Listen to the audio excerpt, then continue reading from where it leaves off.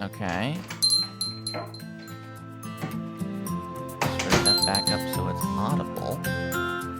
Trial has expired for voice Brian. Oh shit, I never did buy that, did I? Ah, fuck. Well, I guess Henbert just doesn't have a voice today.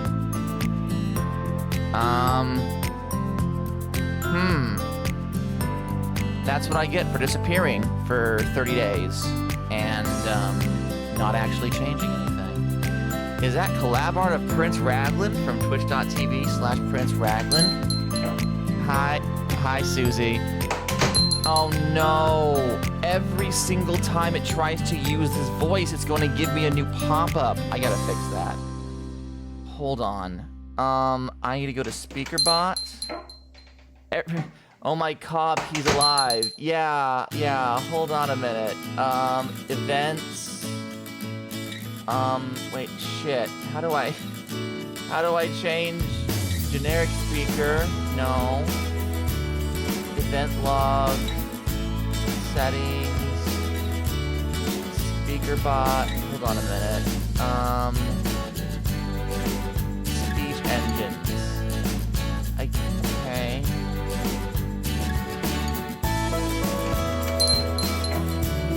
This is horrible. Everyone say thank you, Tegan. I know music loud. I'm trying. I swear to God. Okay, hold on. Let me do this, actually. Lower that. And then let me... Is music better? Is this music good? You believe in me? You shouldn't. Where is the selection? Okay, hold on. Default voice alias is currently set to cow. So if I go to the other voice aliases, yes, here we go. Voice aliases. Okay. Microsoft is at the David desktop. Well, no, that's not correct. Here we go. Henbert is currently set to Avona Brian. He's gonna have to be David today. He's gonna have to be David today. So let's try having Henbert say something now, everyone.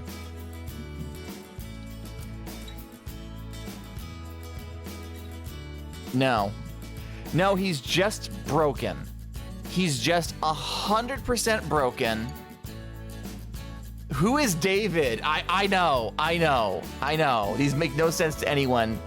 Fuck me. All right. It's what I get for not buying the license back when I first did it. I was like, oh, I'll just use the temporary one and then I'll buy the license in 30 days. It'll be fine. But then no, it was not. Close all of these pop-up. Who is David? Oh my God. That's horrible. This is David. This is David's voice.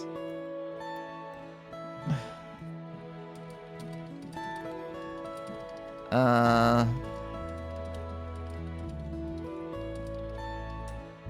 my name is Henbert. I normally sound like this. Don't ask any further questions. Jesus Christ, this is horrible. That's not our beautiful boy. But I am not about to fuck around with buying a license in the middle of stream. We're not doing that. We're not doing that. Let me move myself some space. Okay. Hi, everyone. Hi. Welcome in. Fuck me. So, I intended to stream at like 1 or 2 p.m. But basically we had plans for the day and everything kind of got fucked over. And then we realized, oh wait, we forgot an appointment. So we had to go and do that. And like the minutes were ticking by and I was like sweating, like maybe I'll stream like 3 or 4. And then my beautiful wife was like, okay, I'm going to be leaving shortly. So you have to cuddle me for as long as I'm still here. And I'm like, cool, when are you leaving? And she goes, 4:30. I'm like, great. So around 4:20-ish, I think, Tegan messaged me as like, hey, are you good? And I'm like, yeah, I'm fine. Just everything's in shambles. But I promised myself that I would stream this week. And today's the fucking day. So here we are. We're going to stream. And what happens, happens. And hopefully you guys enjoy this, question mark.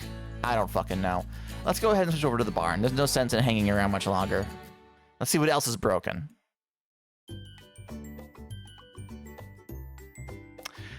Howdy, farmhands.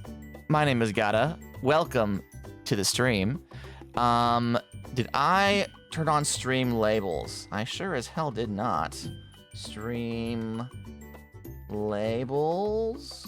Well, it just doesn't show up in my thing. Okay, that's fine. That's fine. That's fine. Don't worry about it. That's fine.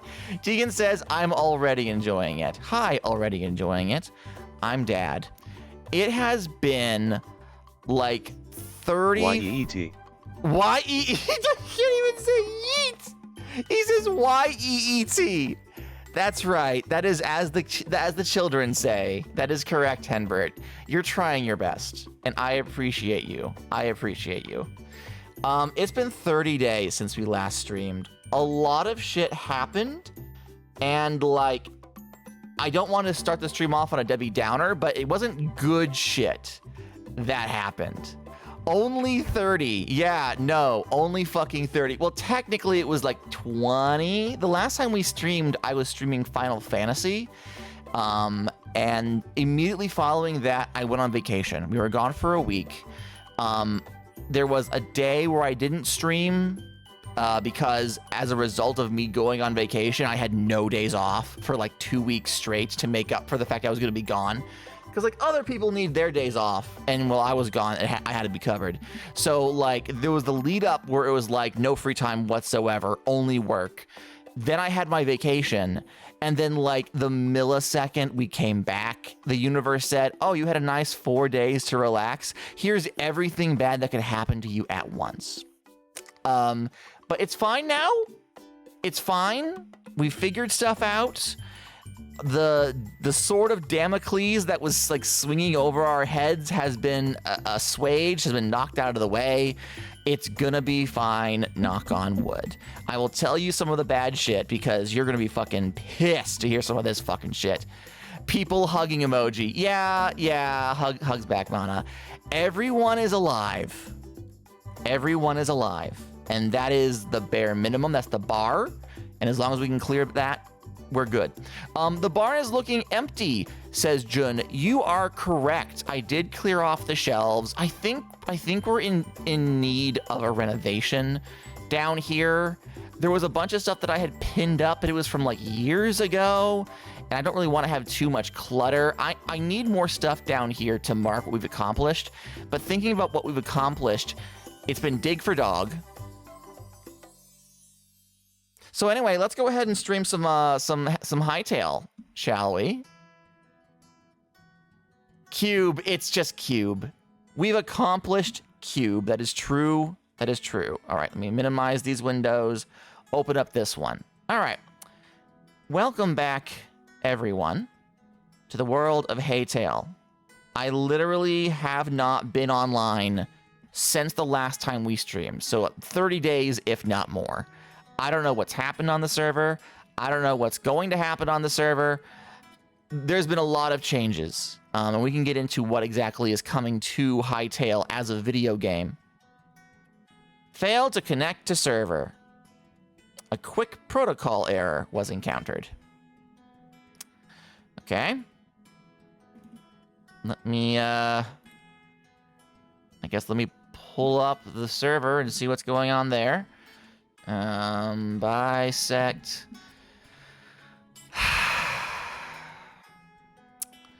Yep, this might as well have happened. This just might as well.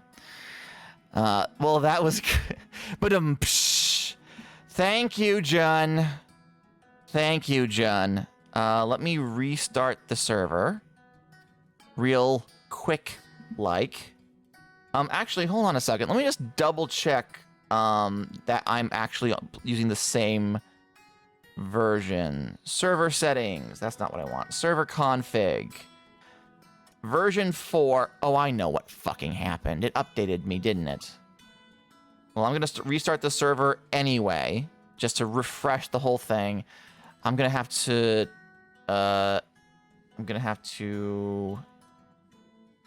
reboot Hytale entirely and make sure that it is on the right version. Patch line has been reset to release due to an available update. I would like to specifically open 0.4. Please. Thank you. All right. Mana says sweating emoji. Yep. Can't have shit in Detroit, apparently. Previously, Mana had asked NAS case, OO, or something to that effect. Let's see, what was it? Yeah, no, it literally was NAS case, OO. So, I have been very lucky, very blessed to have people donate money to me. Y'all gave me $2,000 to raise money for my toffee dog, and furthermore, to build the cube. And I am actively building the cube. I had a long discussion with people who I was like, I shouldn't ask for anything more. And they were like, slaps you on the head, gotta. If people want to support, they'll support. You're not forcing... Oh, hello. Is that Nightbot I see? Come in. Oh, take a seat. Nightbot. He's responding to Nightbot. He's a little confused, but he has the spirit. Bless his cotton fucking sots. I swear to God. Anyway, I basically was smacked upside the head being like, you should put something there so if anyone feels the need to support you, they have an obvious way to do so. So I thought to myself, what's something that I am currently working on that I would not mind a little extra cash going towards? And it's a NAS case.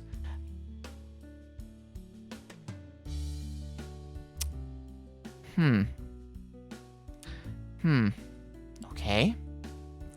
What does quick protocol error encounter mean?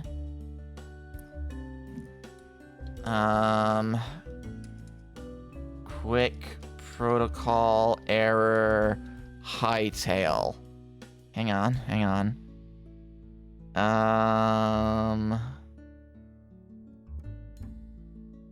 Let's see here.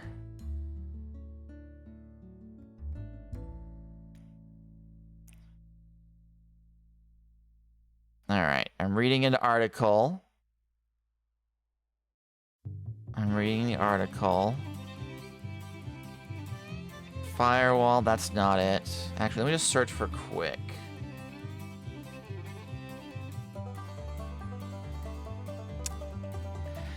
Hytale, please let Farmer play the video game. I would love... actually, you know what? Let me double check something real quick. My server... Okay, hang on. We're going to have to go back to here, because I don't want you guys to see my shit. I'm going to double check and make sure that the server information is actually still accurate. Hang on. Quit to main menu. Edit the server.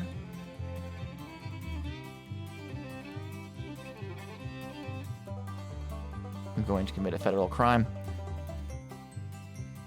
Copy the address.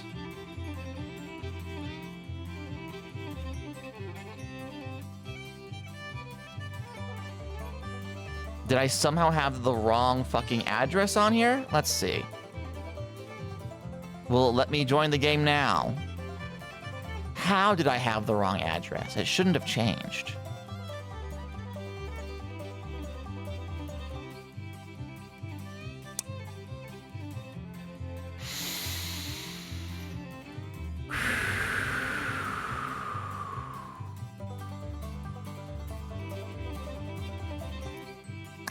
Wasn't the no? Thanks, Jen. Thanks. I appreciate you pointing that out. Would have been really upsetting if I had somehow not noticed that. Quick protocol error was encountered. Happy to be here. I'm happy you're here too, Jen. I'm happy you're here too. Okay. So... Is that dragon_diaglyph I see? Come in, come in. Take a seat. Hi, Dragon. I'm trying to figure out why it won't let me join the server that I pay for. The server that is online and everyone else can handle, but I cannot.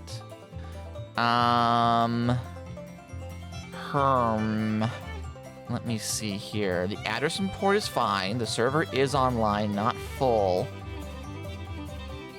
I don't have any VPNs on.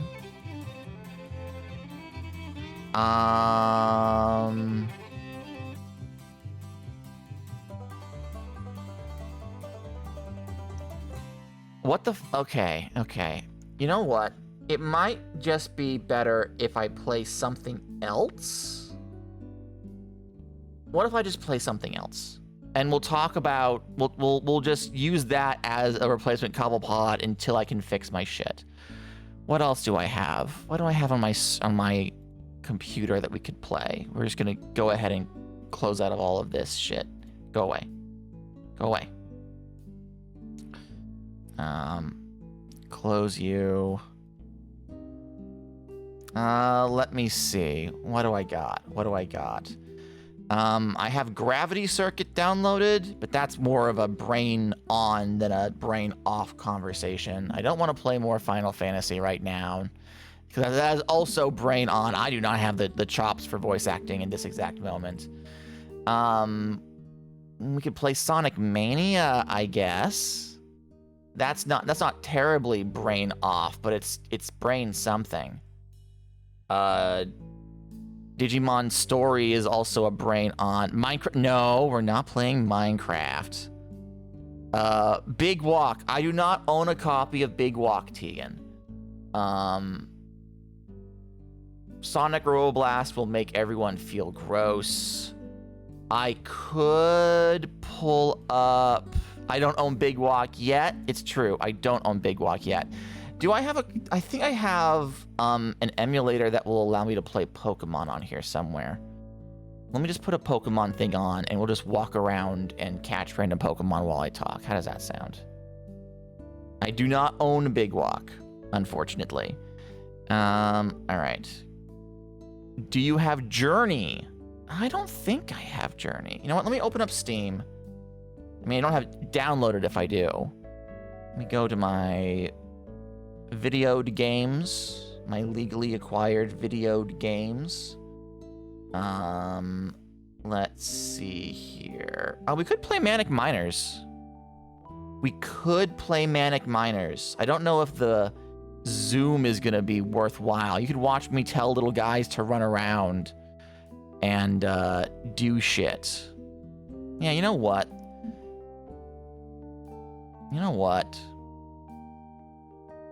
Let's see if I can't get that running.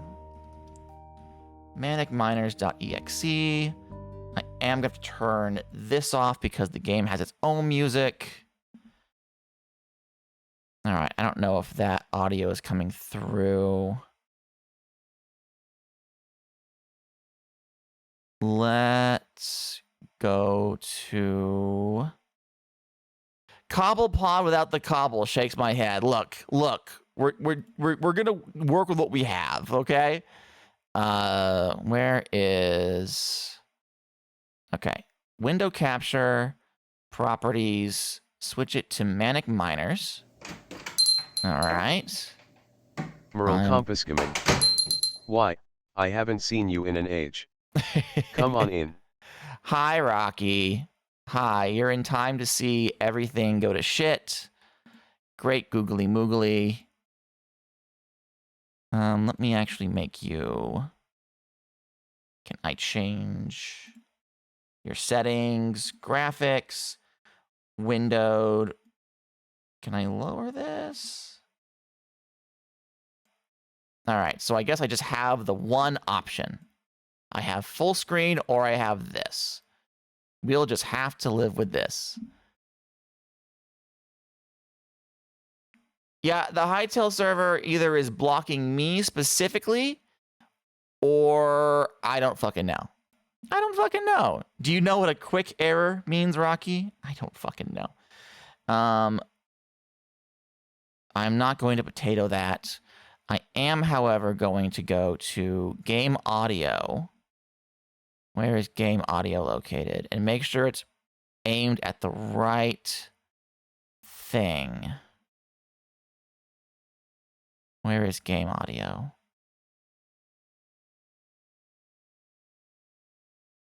Properties.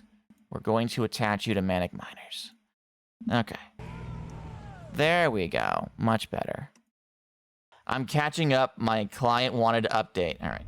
Let's turn the music on to 100%. Tell me if this is too loud. We'll turn the sound effects and the voice clips up so you guys can hear. We're gonna turn the voice off, turn voice cursor off. Okay. All right. Okay. Apply those settings. Unit teleported safely. Perfect. Wonderful. All right. So for those of you who don't know what we're doing, I'm going to go ahead and actually change this to Manic Miners. Manic Miners.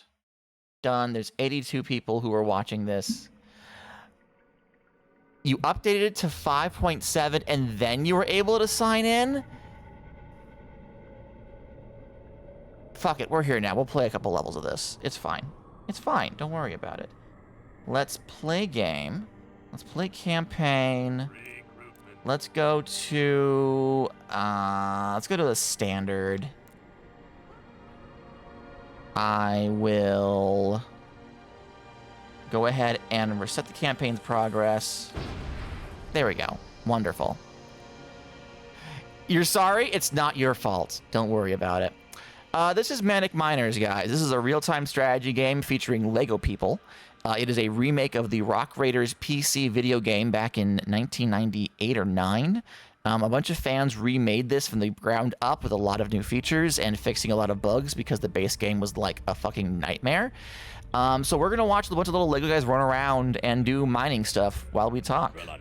We're going to start with Driller Knight. The transporter aboard the LMS Explorer has been slightly damaged due to low power and is not working properly. Nope, there we go. Cavern, and they need to find their way back to the tool store. Drill through the cavern walls, and once you've found it, start our mining operation by collecting 5 energy crystals. All right. So we're in a place... Oh, that is so much louder than I thought. Hold up. Hold up. Jesus fucking Christ. Turn that music down. Fuck me. There's no need for all that shit. No, we'll turn Lego Island off. It's fine. All right. Of course it's Lego. Of course it's Lego. Look, look, look. All right. So, we have a bunch of little guys. Sparks. We have a generic miner. We have my Lego Sona of sorts, but it's not very well designed. And we have a bunch of shit going on here. We have lava. I never play with the lava on. This technically should be eroding tiles, so I have less place to stand on, but that's no fun. So I'm not gonna do that. Actually, let me go and see what the settings are for monsters. Oxygen drain is at normal amount. Erosion is off. Landslide is normal. We're gonna quit the monster spawn at 100. Monster strength at normal. Everything else should be fine. And we're gonna turn arachnophobia mode. Nah, well, that's fine. Apply that. There we go. Okay. Yeah, and so they're gonna run around. I can click them and have them do things. So I can say, hey, Sparks, go over to this area right here and drill for me. And he's gonna go over there, and he's gonna go and do that. And he's going to drill, and drill, and drill, and drill. It's going to explode. And when you drill stuff, there's rubble left behind. So I can tell someone, anyone, hey, please dig this up. And someone will eventually go over. However, it looks like none of my characters have a shovel on them. So unfortunately, that can't be done. In the meantime, I'll just have someone dig. Anyone can dig. First person who wants to do it can do it. And we'll go on from there. What were we talking about? Oh, yeah, the NAS case. So, I thought to myself, if I'm gonna have to put something up there for, just to have something up there, what am I looking forward to that I'm trying to work on? And I was like, oh yeah, my home media server. So there is an 8-suite NAS case that I'm looking at. It's about $200. And essentially, it is just the outer thing that you plug in hard drives to, and from there you can stream out. You plug it into your computer of choice, and all of your files just on that. I am running into the issue where I am running out of storage. Well done. You found the tool store. Now collect 5 energy. Okay. So I found the tool store. This is one of the many buildings, and this actually is something that can be built with Lego. This is kind of like a whole thing with Rock Raiders, is that the video game was made to sell toys. It was part of a multimedia thing. Those little green crystals that they just were collecting are like the main power source. And now they have access to the tool store, they can get shovels. And now they can clear out rubble and get these ore pieces. And they'll naturally start. Well, I say you can build them, Jun. I mean, like the models were built after actual Lego sets you can make. There are a couple of them in the original game that were like impossible to actually put together. R.R. Slugger has an entire video series about adapting them to real Lego. Oh, and I do have this issue over here where they are their rocks are falling, and if my guys get caught up in that, then they will die. They all have their own HP. So I'm gonna go ahead and start securing these. Is the Summer of Slug still going on? The Summer of Slug is still going on, and going strong, I might add. Slugger apparently went to, like, he has a gig that he doesn't tell us about, where he's like an actual guitarist for a band. So he showed some photos from the event, but with like his face obscured, which is completely reasonable in my opinion. But he's been having a grand time not focusing on his normal day job. All right, so all those areas have been secured now. My guys are automatically going around and digging up all of the rubble, so that's nice. I have the option over here to choose what order their priorities are. So if there was a task I wanted them to focus their energy on, I could switch the order in which this happens. Right now, it goes reinforce walls, repair buildings, use a vehicle, drill stuff, build stuff, collect energy crystals, recharge spent energy crystals, clear out rubble, and then collect ore. So since like all of this stuff, this isn't happening, they're all defaulting to collect ore now, which is good for them. I could get more little guys to speed this up, but it's the first level, so I don't really care too much. One thing I am gonna have to do is upgrade this. I have 11 ore, So I can use that to upgrade you to a higher level. Doesn't change the build, but it does allow me to tell these guys, hey, use explosives. Dynamite. Use dynamite, please. I'm gonna use dynamite on this one because it blows up in like a radius. Actually, we can watch the little guy do it, I think. Yeah. So he picks up a piece of dynamite. He puts it down and he runs the fuck away. And then there's a countdown. And then it explodes. Hooray. And now this is normal rubble, normal stone. And I can dig it. But there's another thing that I can do. I can click a guy.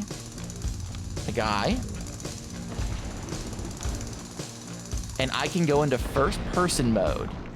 So now you can see that from their perspective, the bird's eye view that I have is actually all sealed in. Let's see here. There should be... I should have the ability to switch out to third person. Let's see here. Shoulder view. Here we go. All right. So now I can run around. I'm going to keep playing, actually, for a second. I can run around as the little guy, and I can do tasks. Oh, hello? Why can't I? There we go. I can do tasks as a little guy. So I can left mouse, and then I can turn around here, and I can drop it off. This is an incredibly slow way to do things. If there's a place that I can dig, I just walk right up into it, and I just start drilling. Just instantly, I just start working. This is an incredibly slow way to play the game, so we're not going to be doing that, but it's an option. It's still an option. Let's see here. I already finished the level, so there's no reason to still stick around here. So let me quit mission.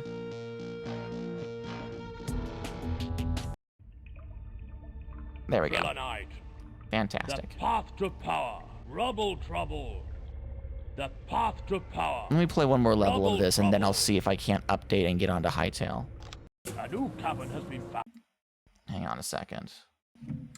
Hightail. Let's get you updating the boyo. Let's update you to release. Check for updates. Update. All right. New cavern has been found, but the air is unstable. The cavern floor is covered with fallen rocks and boulders. Established an HQ to begin our operation.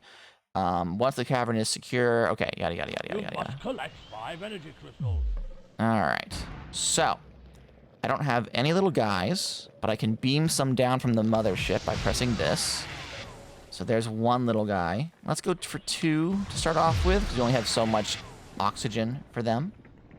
And we are going to start by securing all of these walls so that my little guys don't get smashed into by a rock slide. There we go. All right, my little guy's running over there. What's he doing? Is he grabbing...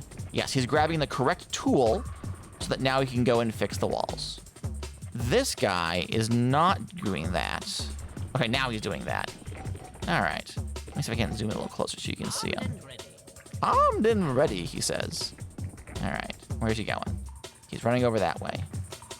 Rubble on the floor makes them move slower, which can be like a problem. If whatever's on the other side is either chasing them or like they're in the path of oncoming earthquakes and rocks falling. But it looks like they've got most of this handled. All right, I'm gonna bring one more guy. Who do we got? This is Sparks, I believe. And he is also going for that tool. But it's fine because Doc and Farmer Gata already have it handled. All right. Let's make sure this doesn't hurt anybody. Oh, yep, see, he got damaged. He immediately got damaged. I'm gonna ask you to come dig some rubble so we have some resources. Fixing up the wall. instead of having him just be in the line of fire while he's on low health. And then Sparks is going to go finish that wall. Good work. Good work. All right. It looks like they're digging up rubble, but none of them are dropping any ores, which sucks. I'm going to have to go digging for them, I suppose. I can't dig this. This is hard rock. I can dig this, though, which is regular dirt. When you dig corner pieces like this, it turns the full walls into corner pieces themselves, so this will undo our reinforcing here, but that's fine, because in the time between, nothing harmed anyone, and that's what matters to me in the long run. All right, so now we're starting to get some ores. They will prioritize digging and cleaning up rubble first, though. So what I should probably do is tell this guy directly, please go get that ore. I'm busy. I know you're busy, but please go get that ore. And go get that ore. There we go. All right. The reason we need ore is that we can't upgrade this guy in order to get more buildings, unfortunately. And we do have a lot of buildings that we can get. So before we can build the next building, we need to have upgraded the tool station at least once. And I need two more ore for that. Okay, all right. There's one piece. The one piece is real. And there's 2 piece. I'm pretty sure what we're listening to right now is actually a RR Slugger original. RR Slugger was part of the development team for this game. This is what he did. This is part of what he did when he first started his channel. He was from a Discord server of people who were developing Manic Miners. So a number of his original Rock Raiders tunes are in this game. Yeah. Hello, Imrit behind you. I hope the day finds you well. Hi, Kiwi. Welcome in. I'm having technical difficulties, so I'm playing Rock Raiders for a little bit instead. It's fine. Don't worry about it.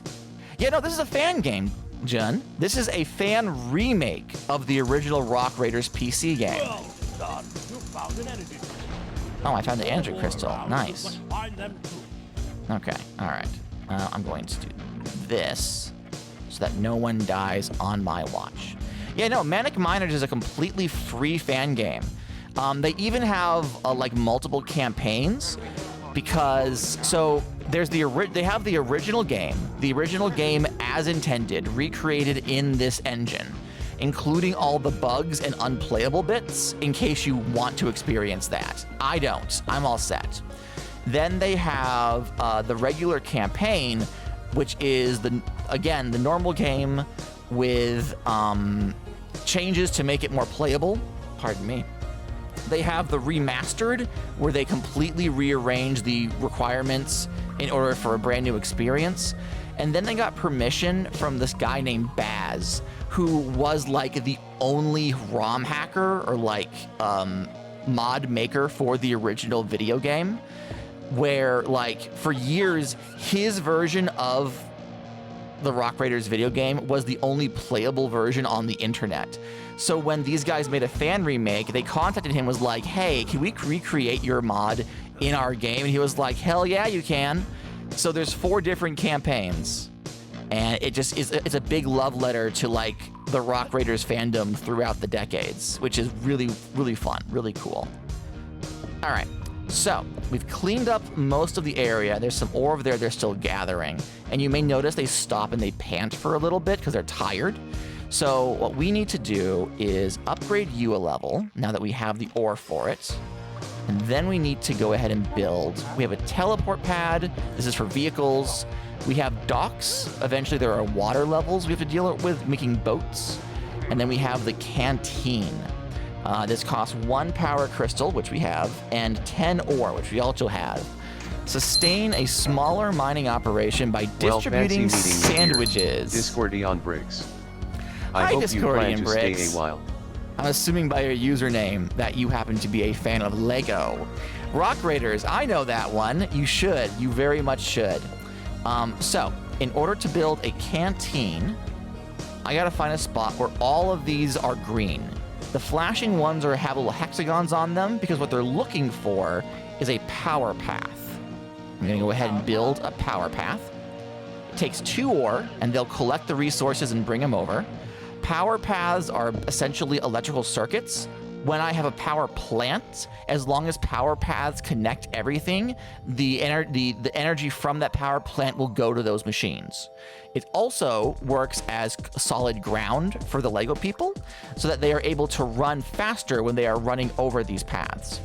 But now that I have a power path, I can grab the canteen, and there's a power path next to that spot, so I can click it, and they'll start building.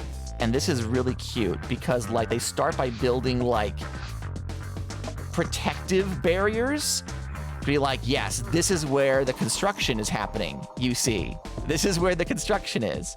And then piece by piece, they gather the resources from the tool store and they fill it in. They are, of course, getting very tired because they have not had sandwiches, unfortunately.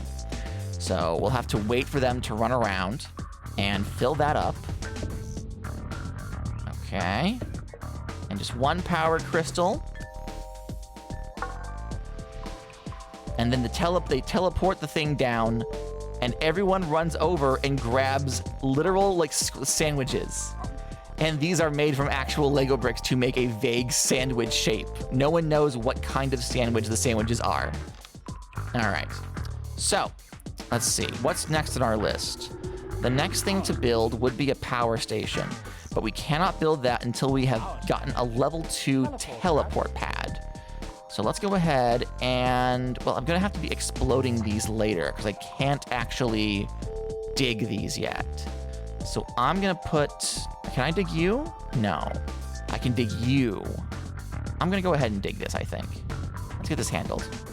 In the meantime, let's put that teleport pad, oh, that's not the right one. Teleport pad here. I only need 8 ore for that. I have 2 currently. So it's gonna be a minute, but we'll get to it. We'll get to it. What else can I dig in the meantime? You're too hard. You're too hard. I can dig over here. All right, all right. So let me go ahead and get these queued up to be dug. Yep, little Gatta's running over, and he'll dig through that while Sparks and Doc finish up this area over here. Oh. Oh, we have opened a brand new area. Look at all this. Sometimes digging through walls just unlocks extra caverns, which means you suddenly have a whole lot of other stuff to deal with in quick succession. I'm gonna go ahead and queue up, well, actually, Sparks, could you dig this so that we have a faster method of getting to places? Thank you. They will dig all that up. How's the darkness on the screen? Can you guys see the Lego guys, or should I keep the zoom as close as possible so you guys can see them better? A new cavern has been discovered. It has. It has. It absolutely has. Let's also seal these off. The darkness is not bad. Okay. Okay. So I can zoom out a little bit and have a better idea. It seems bright enough to me. All right. Little guys are running around. They're going to be sealing some areas off. Because they have the canteen, if they get damaged, they'll run home and eat a sandwich and heal themselves up to make sure that I keep my guys.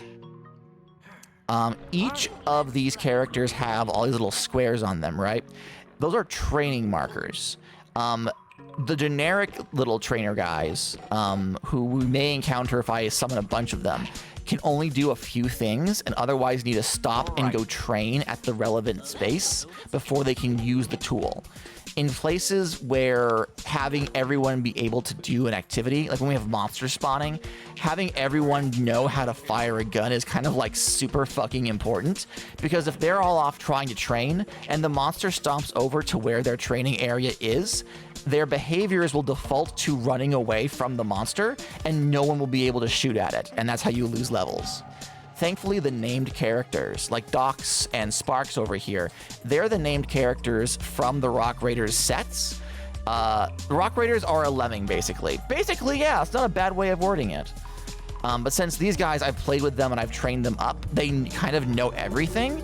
So as long as I don't need to move past the original, like, 6 or so characters, including my personal OC, then we should be relatively fine. But later levels do require you to essentially summon, like, 100 of these fuckers to get things going. These levels can get very big. All right, so the teleport pad has been built. I need 2 more ore. Okay, there's 1. Is anyone else gonna bring an ore to me? Or are you all too busy digging? Hey, Sparks. Sorry. Thank you. Go handle that for me. I'm going to upgrade this teleport pad, even though I don't really need it right now, just to complete that, because now available, I can now build a power station. The power station needs a couple of things. The shape of the power station is this kind of L shape, which means I need to find some ground where these 2 areas, the green areas, are stable. And because like, see, I can't build it there because one section is red. You can't build it there. Can't build it there. It's on incline. But I also need to have a power path. So I'm going to right click to remove this. Put a power path here, guys. Bend with the knees. All right. Discordian says, I'll bring you an Orgata. Thank you, Discordian. I appreciate that. I appreciate that. Now I can get this going. The only issue is I need 2 crystals to build the power station, so I'm a little fucked unless I start digging in a different direction. So I'm going to attack this middle reinforced wall with a bomb, as well as this reinforced wall with a bomb. And that's gonna blow up. Alright, that didn't do much, I'm afraid. But you have been damaged, so now Sparks is gonna fix you. Alright, that's been fixed. Now I can blow up this one. And this one.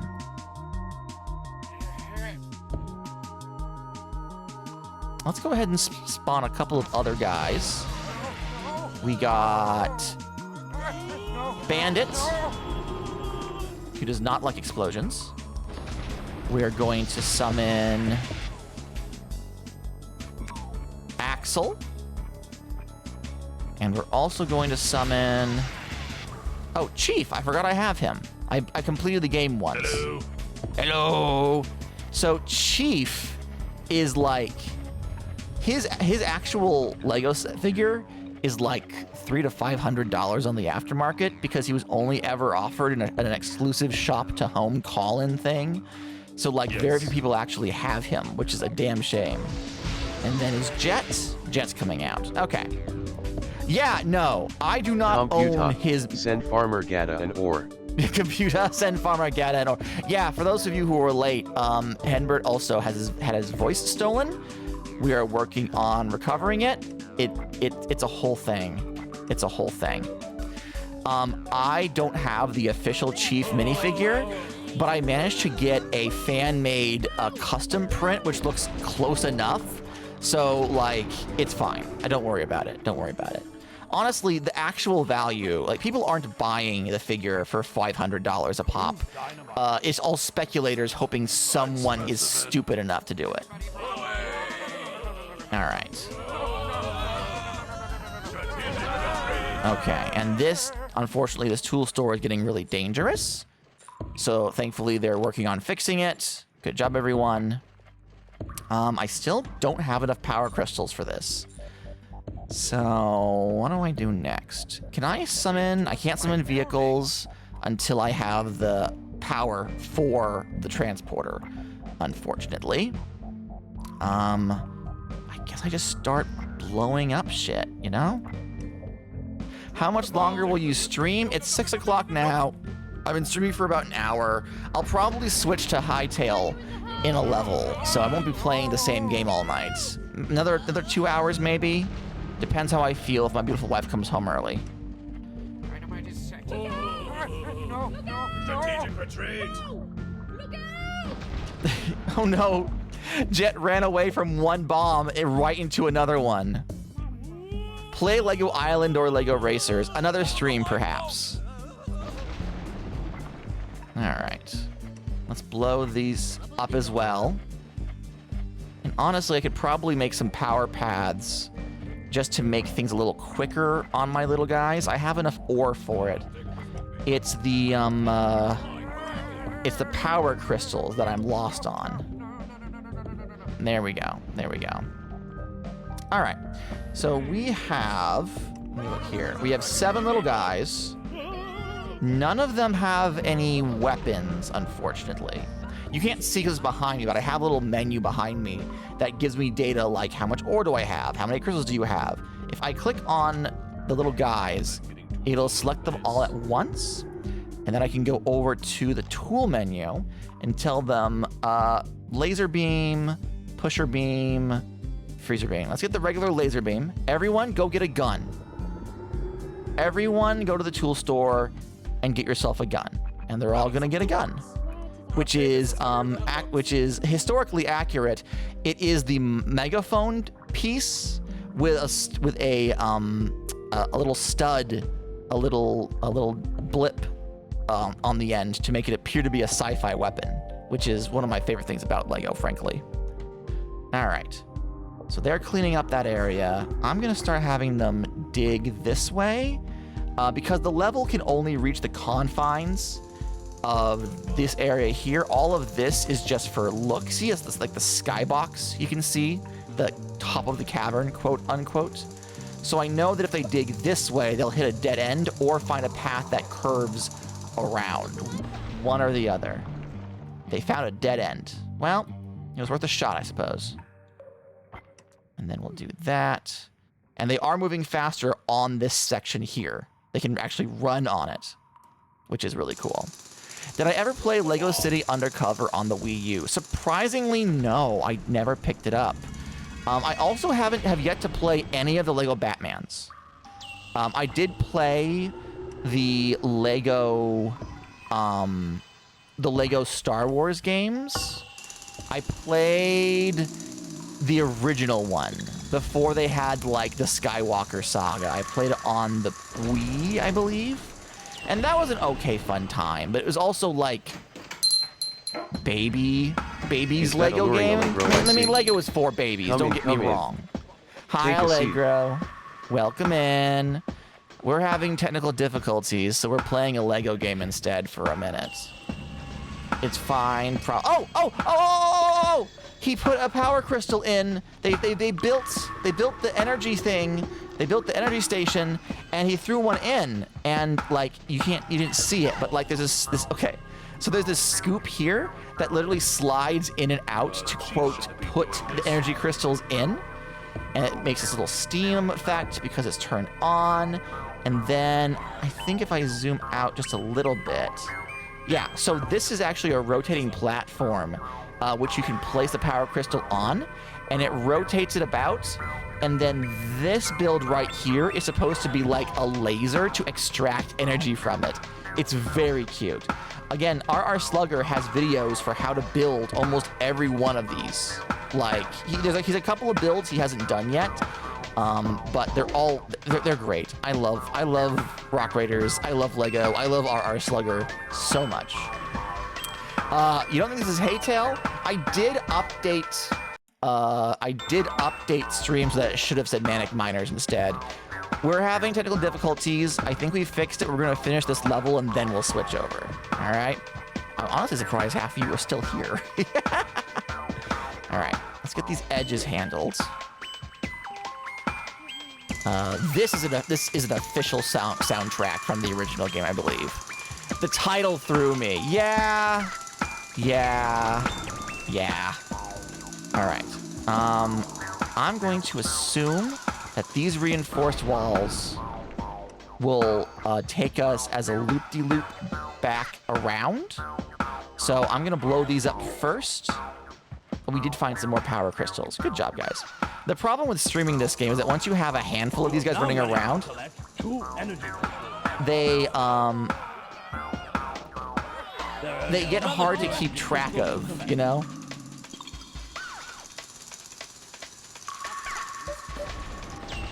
All right, so this did not loop back around. In fact, this is now a dead end. Well, that's no fun. After I put path out here and everything. So I guess the only way, yeah, the only place we haven't dug is straight through here. It is going to yell at me saying, you've completed the level, but I think we should just play to the end. I want to see what else we got. Oh, we do have the ability to get vehicles now. I can show you the vehicle menu. Yes, yes, yes. We're going to keep playing. Thank you. All right. So the basic vehicles are just for transportation. We have a hover scout, which is literally just a levitating vehicle, and they just kind of zip, zap, zop around.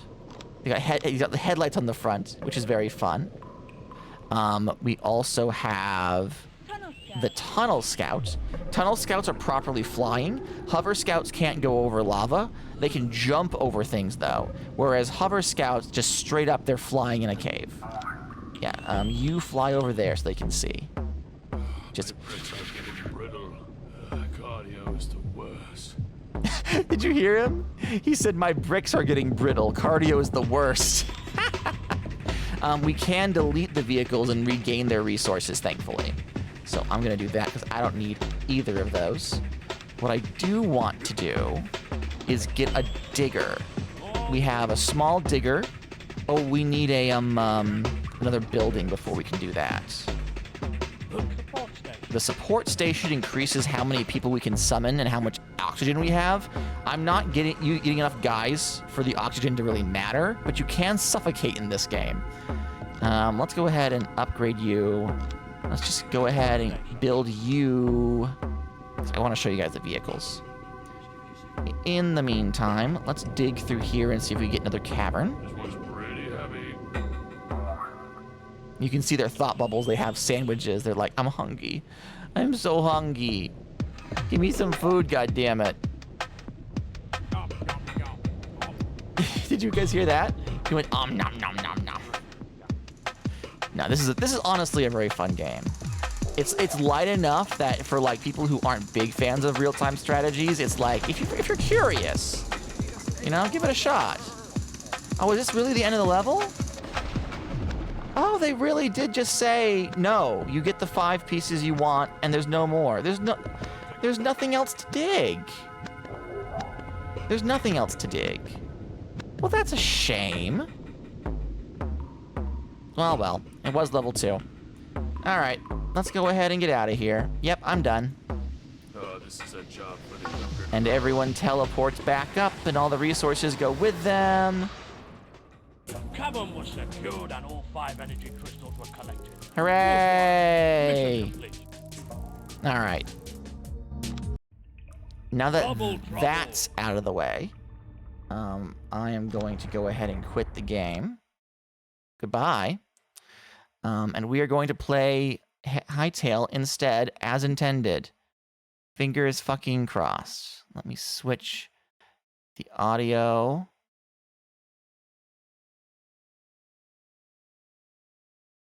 Hold on a second. Properties for the audio goes to Hightail. Okay.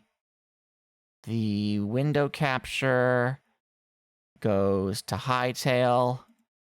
Okay. I need to make this slightly larger.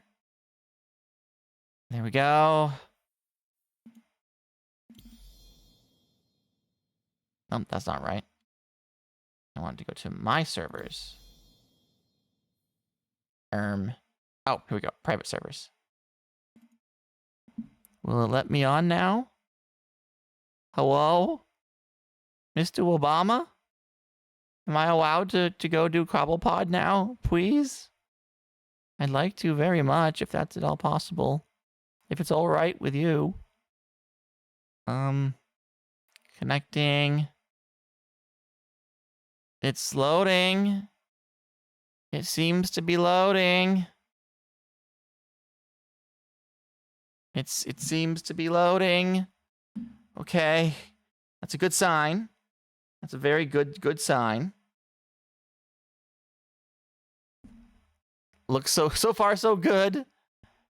Let's fucking go Hey Tail. All right, let's get the music playing again.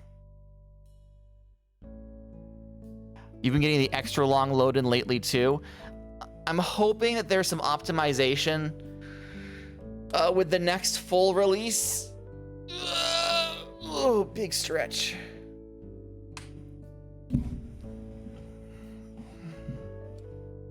Hoping and praying. Praying and hoping.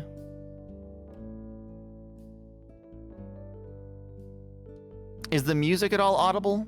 Should I raise that up some? Where's my voice in relation to the music? Testing. Okay, I'm at the edge of peaking. Music is low, Who will but hear your prayers, Papa? who will hear my prayers? Lord knows. All right, just raise that a smidge. All right. Okay. We're back. We're here. We're in Hightail. Finally. What's the haps, everyone? What's the haps? Doesn't look like much has changed around. We are in fact back in the fucking building. Wait, sound alerts wait. Don't. Before you come in, make sure to wipe your feet. Oh, who am I kidding? This is a barn. Please do not tell the bots to wipe their feet, Henbert. Oh, Henbert, my poor child. My poor boy. They've massacred my boy. They've massacred my fucking boy. Okay, now we actually get to the bit where I zone out and just talk about whatever the fuck I want while playing a video game. No more explanations, no more talking about mechanics, just put down cube and continue speaking. Hi, everyone. Exactly 1 hour and 1 minute into the stream. Hi, Circuit. Welcome in. Welcome in, everyone. Hi. Okay. Fuck me. Okay. So, do we want to start with funny haha autismo activities? Or do we want to start with what happened to poor old Gata the last couple of weeks? Do we want to start with on a positive or a negative note? How do we want to begin? Do we want to start with funny or do we want to start with tea? Because I do have some tea. What happened to poor old Gata? So, my beautiful wife, as of yesterday, has a brand new job. She was not looking for a new job. She was required to find one, and very quickly. She was not fired. However, after we came back from our vacation, she was pulled aside and told, hey, we are demoting you to part-time. And she goes, why? I'm the one who's been training everyone else on how to do the job, so it can't be my work ethic. You've been putting me in more and more positions of power with more and more responsibilities that should go to other departments because those departments don't want to do them. So why are you cutting my hours? Why are you forcing me down to part-time? And they said, well, you're simply not reliable. Because, dear viewers, if you follow my Blue Sky, you will know that at least once a week, we have been having medical emergencies where either she or my mother-in-law have needed to go to the emergency room. We have all the documentation for those events. A doctor's note was acquired for each and every one, so it's an excuse. She informed everyone as soon as possible, and half of those days, they were full-staffed anyway and did not need her. There was only one instance in which she had to call out because of a medical emergency where they were understaffed. So that sounds like retaliation. You would be correct. However, because they aren't firing her, legally in the state of Florida, no, it's not. They would have to fire her and put down put that down as a reason. this isn't even discrimination because she's disabled and needs medical assistance, because the way Florida law works is that it only counts as discrimination if she is fired for or not offered hiring because of her disability. We could attempt to sue, but that would require money, and we don't feel the need. They are literally just trying to freeze her out. Literally, they're trying to freeze her out. So they said, unfortunately, by going down to part-time, you no longer have health insurance through us. You can continue to pay for your current coverage, but it's going to be with money you don't have because, again, we are cutting your hours. So my wife is like, okay, well, how much is it going to be? And they were like $600 a month. So, she says, can I at least work the maximum amount of hours available for a part-time employee? And they said, absolutely you can. We just think that you need a couple extra days off to deal with whatever it is you're dealing with and not make it our problem. So this was them giving her a compromise to prevent her from losing her job, which, fuck that.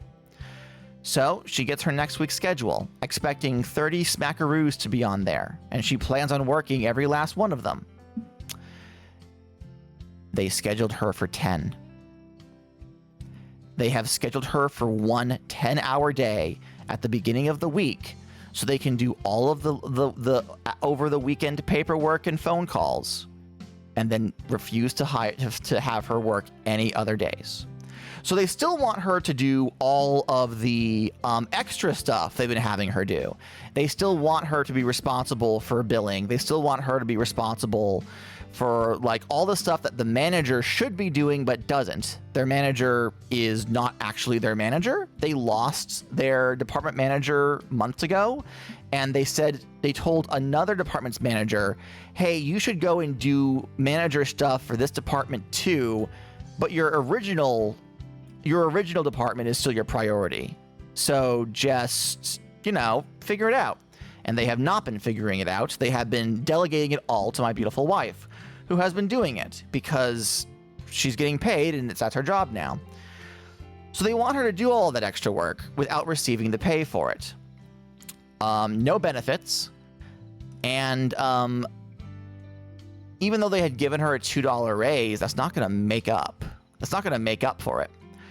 So once she saw that they were scheduled her for 10 hours only, and that was the schedule for like the next 3 weeks, she realized, oh, this isn't them being incompetent or being like, how much could a banana cost? $10, because they're doctors and they both went to medical school, and so they have a lot of money from their practice, even though most of it's going towards their debt.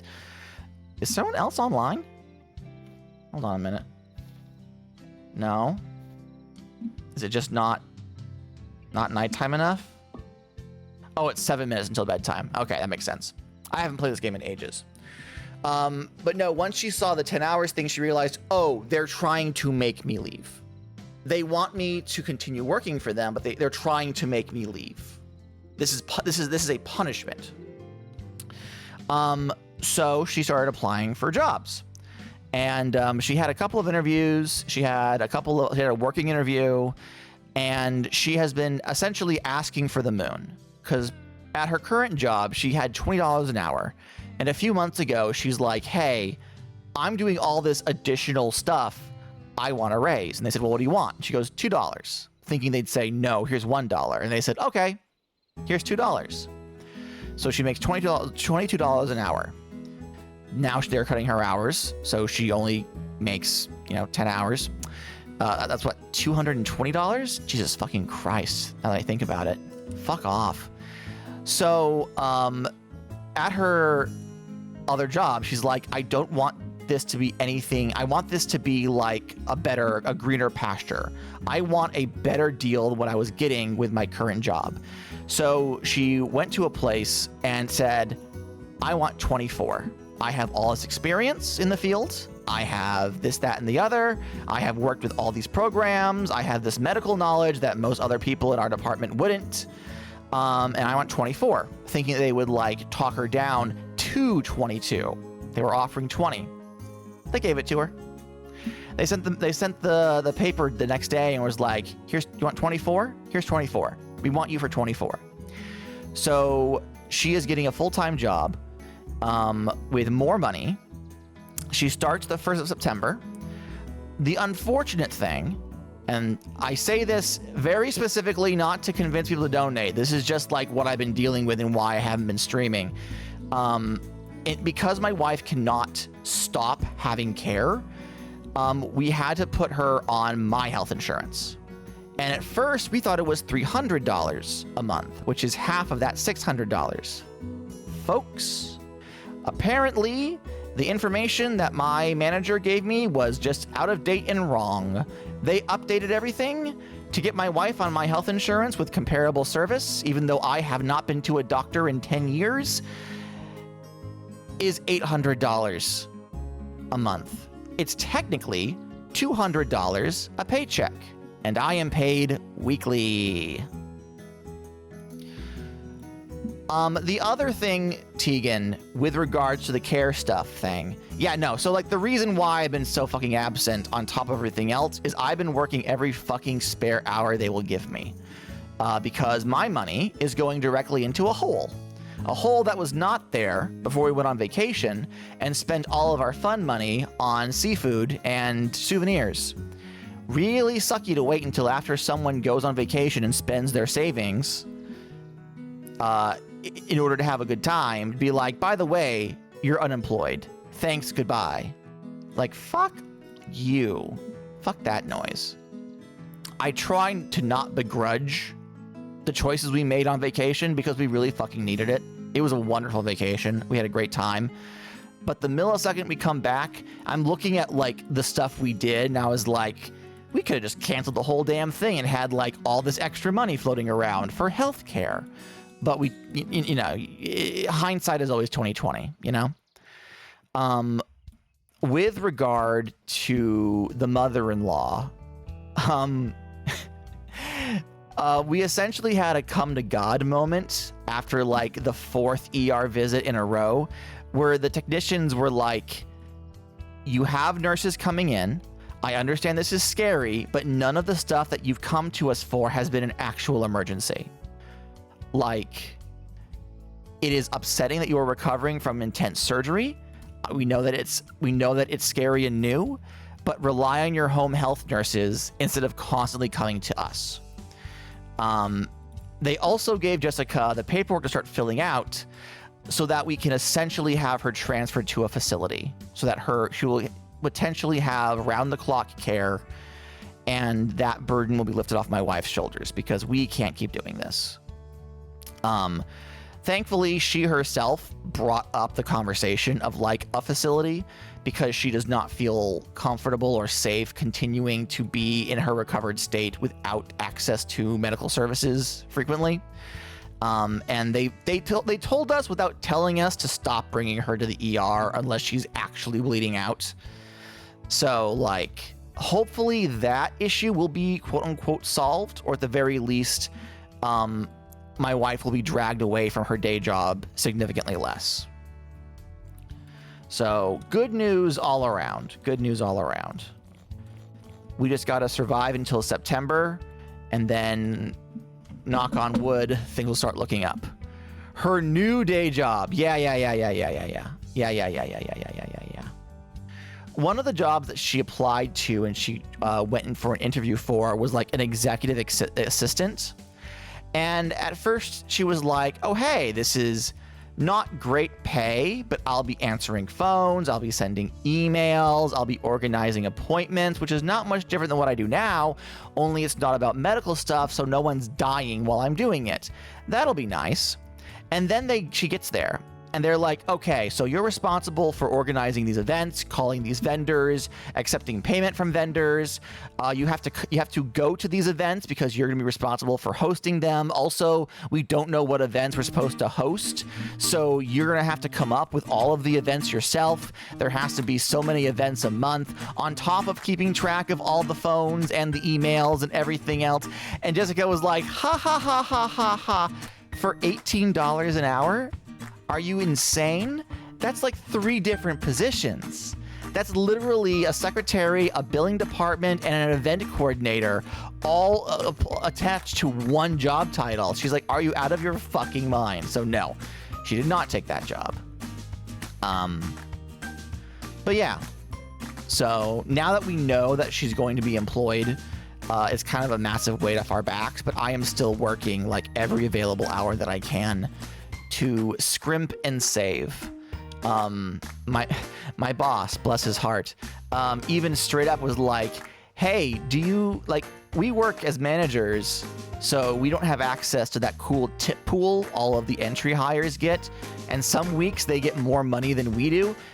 Are you cool if I just like change your pay code and you just do more cashier work than, you know, in the back paperwork? And I'm like, please, if it gets me even $10 more, please, I have medical bills to cover. So thankfully all's well that ends well, I guess. So that's what we've been dealing with. Oh, also, literally 5 minutes, not 5 minutes, 40 minutes after we got home from, are they gonna take me back? Oh yeah, no. Like I'm still doing I'm still doing mostly manager work, but as long as I make an effort to like be out with the cashiers and do cashiering stuff, they're like, yeah, no, that's totally fine. Your pay code is this, and don't worry about it. So best of both worlds. 40 minutes after we get home, we return from Daytona. My beautiful wife hops in the shower. I flop face first down into the bed. We're decompressing. Meatloaf walks into the room, flops over, starts loudly slurping at his urethra, and then screams like an I am in pain cat scream. And we look at each other and go, you've got to be fucking kidding me. Because Meatloaf has had, I think the full title is like a penile inversion, or it's a PU essentially, where they did surgery to prevent blockages in his penile area. He no longer has one of those. He just has an opening to allow him to express. Gata, you always live an interesting time. Fucking, you're telling me.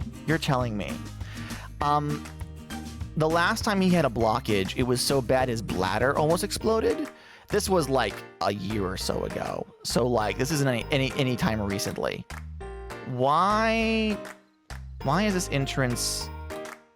You know what? I'm not going to question it. So we're like, oh my God, he had the surgery that should have prevented this.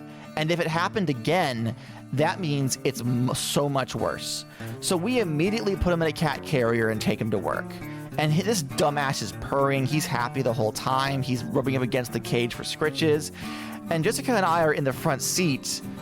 Like, we just came back from our vacation. Like, we were rested and relaxed, and suddenly it's go time again.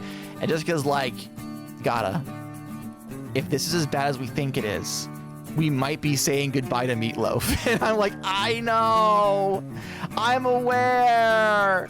So we get him there, and I'm sitting in the break room, like on my phone, like disassociating heavily, because what the fuck do you mean? The universe was literally like, you fucking thought. And so they look him over, they take scans. Meatloaf is alive. As of time of recording, Meatloaf is still alive. It was not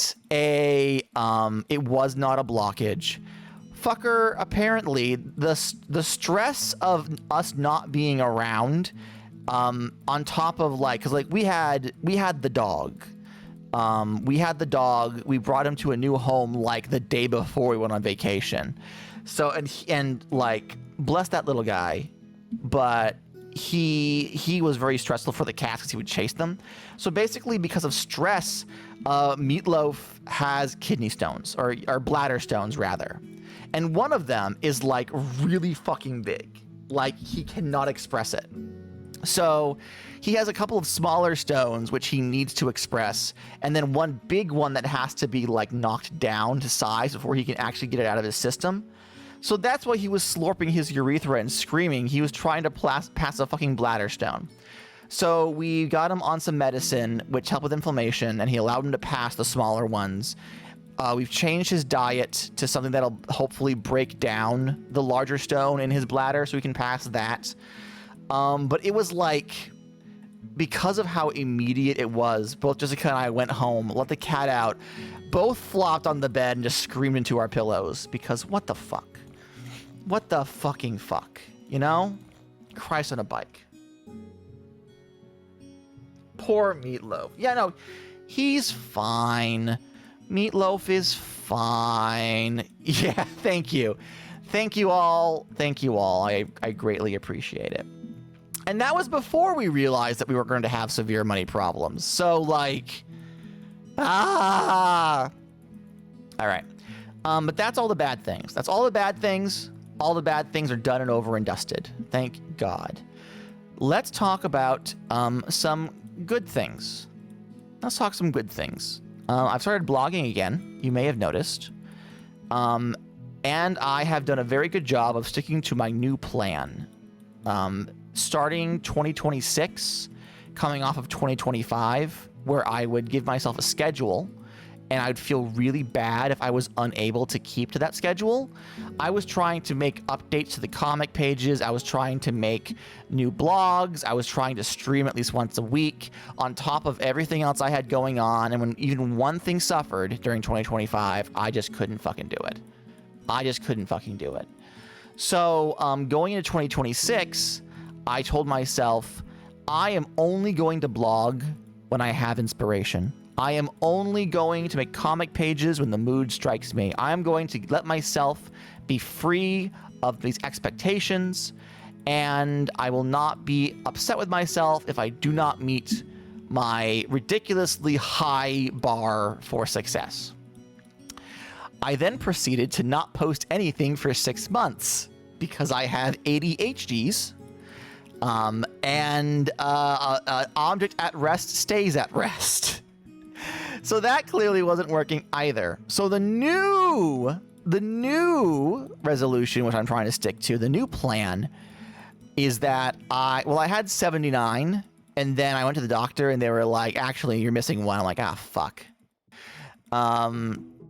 So the new plan is that I am going to accomplish at least one thing a week, be it a blog post or a stream or a comic page. If I can accomplish one thing a week, I will consider that a success.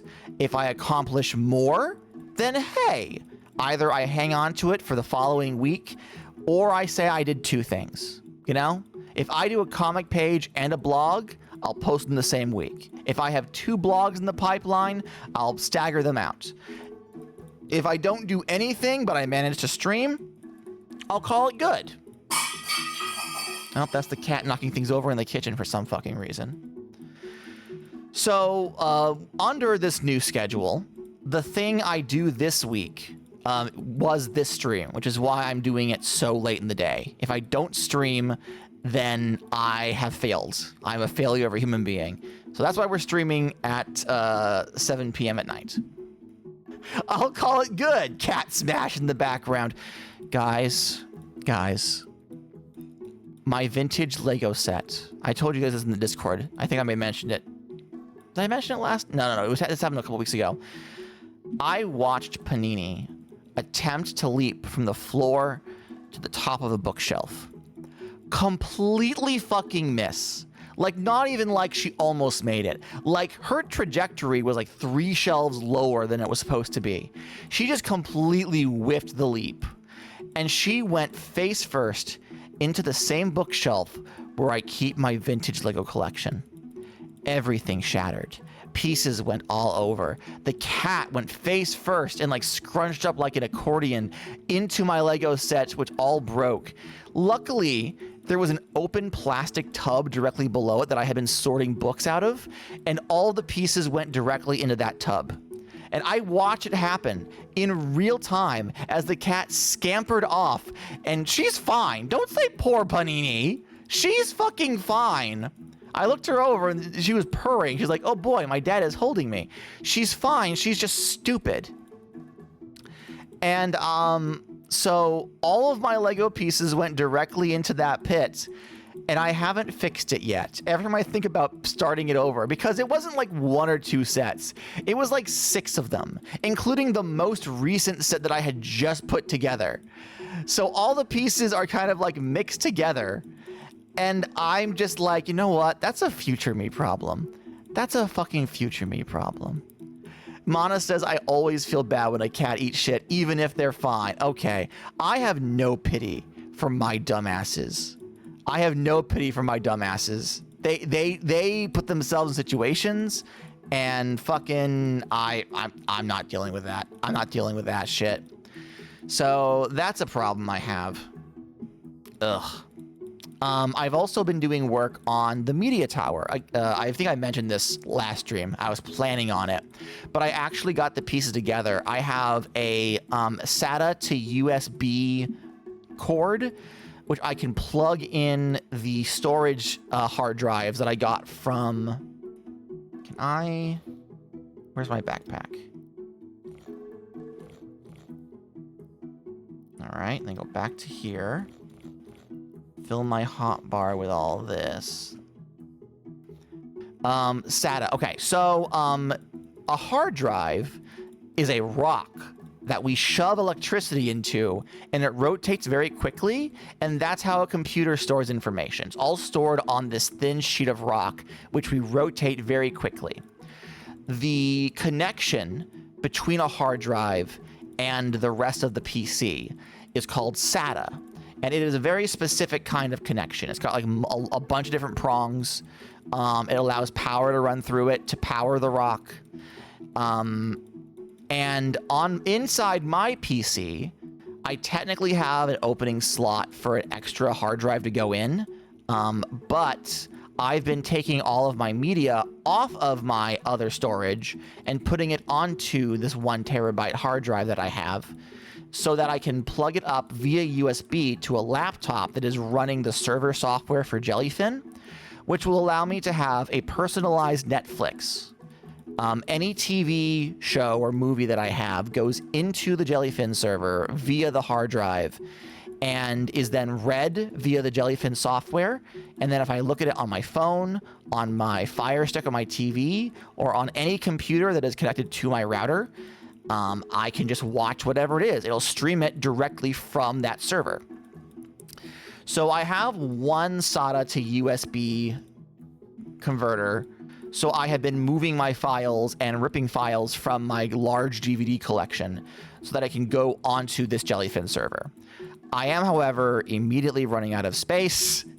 I have my big terabyte external hard drive, which is holding most of it, but that's what I keep all of my stream stuff on. So like, that's not a permanent situation. That has to be plugged into my main PC so I can use it for streams and stuff. So in the meantime, what I've been doing is I have the hard drives are filled with stuff, and only one can be plugged in via the SATA converter at once. So I'll plug that in, and then in another slot, I'll put my external hard drive when I'm not using it, so I have as much media as possible.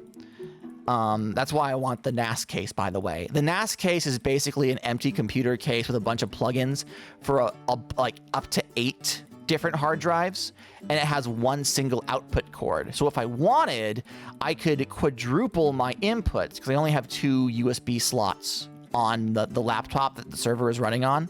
So I could get up to 16 hard drives, put them in a pair of NAS cases, and have those be plugged in, and then the Jellyfin server be able to read the data from all those hard drives at once. So I'm working on that. One of the things that I've been doing... This is a safe space, right? Right? I've been downloading fan subs for Japanese stuff that I have access to, so I can actually like watch it in English. And one of them is the trio of early 2000s CG Transformers anime. Transformers Armada, Transformers Energon, and Transformers... it was Armada, Energon... What was the third one called? I don't recall. I think it was just Energon 2, honestly, now that I think about it. Armada subs where? So here's the thing. The thing is, those trio of anime were actually co-produced by an American guy who worked at Hasbro and wanted to sell Transformers toys. So he essentially organized what the toys would look like, when they would be sold, what their gimmick was, and told the anime studio to go ham. The anime studio made 3 separate anime that were canonically unconnected to each other and had their own unique stories of a beginning, a middle, and end. When they adapted them for the English market, they expected them all to be interconnected, and so they had to do some classic anime dub shit. Oh my god, you're kidding me. Oh. Is that % user? % so good to see you. Oh god, Henbert, you're trying your best, man. You're trying your best. Anyway, so despite the 3 stories having nothing to do with each other, Armada, Energon, and whatever the third one was called, attempted to butcher the plot so that all of them were interconnected. They're not. They're bad. They're not good. So, like, me watching the original shows, which was Transformers Legend of the Microns, Transformers Super Link, and Transformers Galaxy Force, is a time because I've only ever known like the fucked up interconnected lore, which made no sense whatsoever. And now I'm actually able to like watch the subs of those shows. TV Nihon did them, by the way, in case you're wondering. I loved Armada as a kid, but when I tried to rewatch it as an adult in English, I could not force myself past the first episode. I need subs, please. Yeah, TV Nihon did it. Legend of the Micron is available. The Super Link subs are so badly seated. It's going to take me days of constant downloading to get them all, even though they're just the sub files that I apply to the digital file, the digital video that I have access to. So like that's a whole thing. The thing is, even with subs, Super Link and Galaxy Force are just bad. Legend of the Micron is apparently okay, but like the quality of the anime drops drastically after the first one. Like these are not shows that people suggest you go back and watch, but I'm gonna watch them. I have all of Micron handled already, so I've been watching an episode here or there. And Galaxy Force is already downloaded. Super Link is the one that's having a hard time. So while I was waiting for Super Link to download, I said I should watch an episode of Galaxy Force just to get an idea of what's coming. And I watched it, and oh my god, it is so bad. Having it be a different language does not solve the situation one bit. It is still very bad. I stopped caring about Transformers as a kid. When it turned into CGI, I was always a hater. I've seen anime from about the same era do pretty good with CGI, like Zoids. I've been working on getting my Zoids collection in order because I like Zoids, even though I don't know next to anything about Zoids. I watched a few episodes of Fuzors when I was a kid, and I was like, this is it. I love this shit.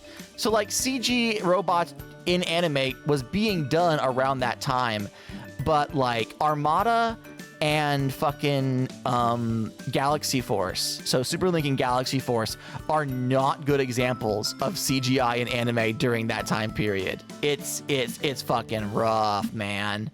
But it also means it's great for a hate watch. So, you know, who's to say it's all bad, right?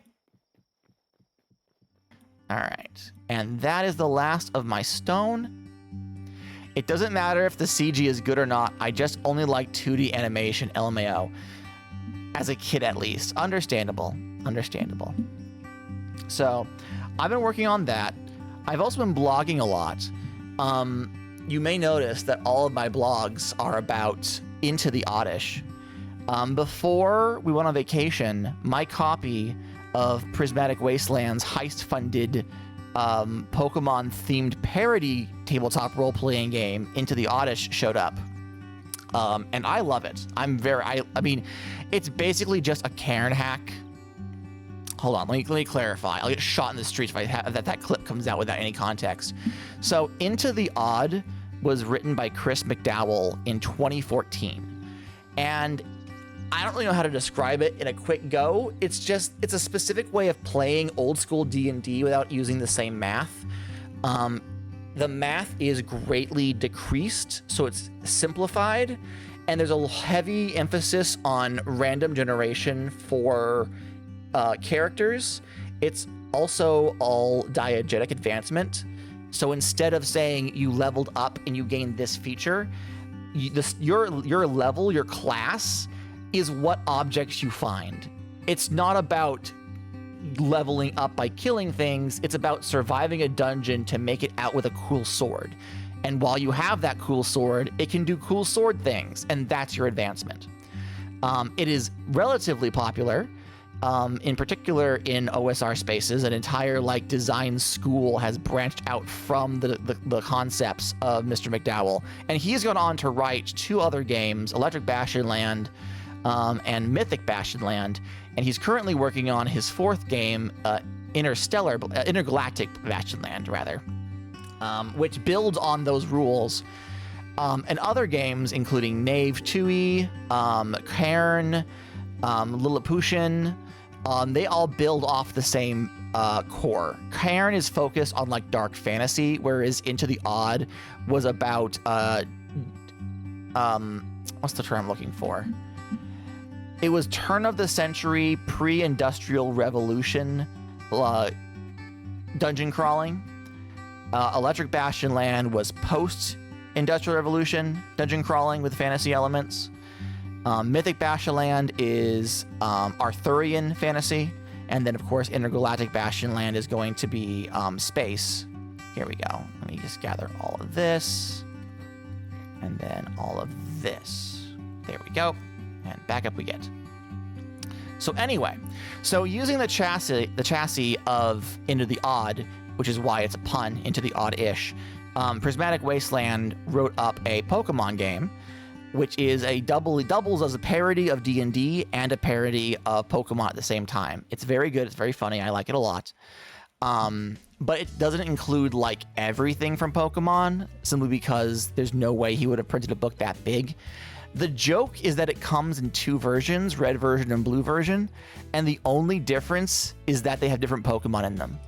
The rules are exactly the same. The references are exactly the same. The only difference is that the example enemies and 1 player option, you can choose between, you roll, it's random, but you get between 9 different Pokemon to be. And only 1 of them is different between books because 1 was a version exclusive in red and 1 was a version exclusive in blue. It's pretty funny. So naturally, I had to buy them both, even though they're identical books, because that's the joke. That's why it's funny. But because there's bits missing, it's ripe for people to make their own stuff. And Prismatic Wasteland even put out a conversion thing for moves and Pokemon stats, so you can just make your own if you want to use a Pokemon that's not in the book. So I've been working on that a lot. One of the things that I really enjoy doing is that when I write a blog post, I try to make it so that it's also equally a parody of 2 things. So I purposefully make my blog post references to historical D&D nonsense while also being usable as a reference for a Pokemon thing. Currently, I have a blog post about Bibarel, the beaver Pokemon, which you can read if you follow my Patreon and give me $1. I also have a blog post about adding Omegamon into the game, which is not a Pokemon, it is a Digimon. I can probably spoil what the jokes are for both of those, I suppose. I doubt anyone who isn't already planning on giving me $1 hasn't. So there's no sense in holding it back.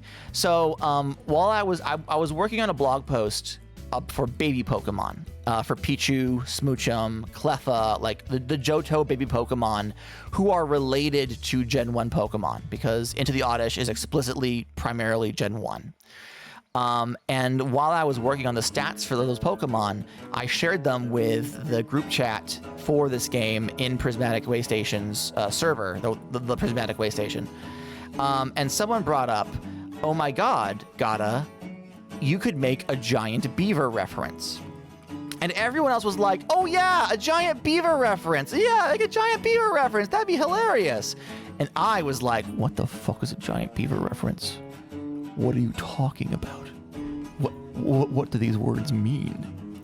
So they had to explain it to me, what a giant beaver meant in that context. In Advanced Dungeons and Dragons, in one of the monster manuals, they included an entry for a being called a giant beaver.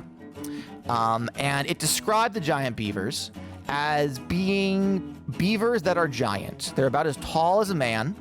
They are sentient. They can speak to you. They can have conversations with you. But their entire thing is that while they are intelligent and basically people, they are more beaver than person. So all they talk about is like beaver things. Like you can befriend a giant beaver. You can hang out with a giant beaver. You can barter with or hire the services of a giant beaver. But the giant beaver is primarily going to want to talk about like dams, ponds, neat exotic woods. Like its entire life is about doing beaver things. It just happens to be able to speak to you while it does it. Okay? So there's stats for what the beaver can do. Beaver can swim. Beaver can fight. You can train the beaver to be a mount for you if you convince it to work for you in that manner. You can tell a beaver, I'll give you this if you go build a dam over here. Basically, beavers are a nice guy. And then at the very end of the stat block, there was an entry that reads, giant beaver kits are worth 3,500 gold on the open market. At the end of an entry telling you that these beavers are chill dudes and you can befriend them and hang out with them, it includes information for if your players ever decide they wish to kidnap and sell into slavery the children of these beaver people. There is not another entry that follows this cadence in the rest of the book it originated in. It is very clearly, the writer was like, the last time I played with giant beavers, my players asked how much it would be to sell the kids. And I gave them a number, so I now have this information. So while I'm writing this, I may as well put it down. So the group was like, you should giant beaver the baby Pokemon.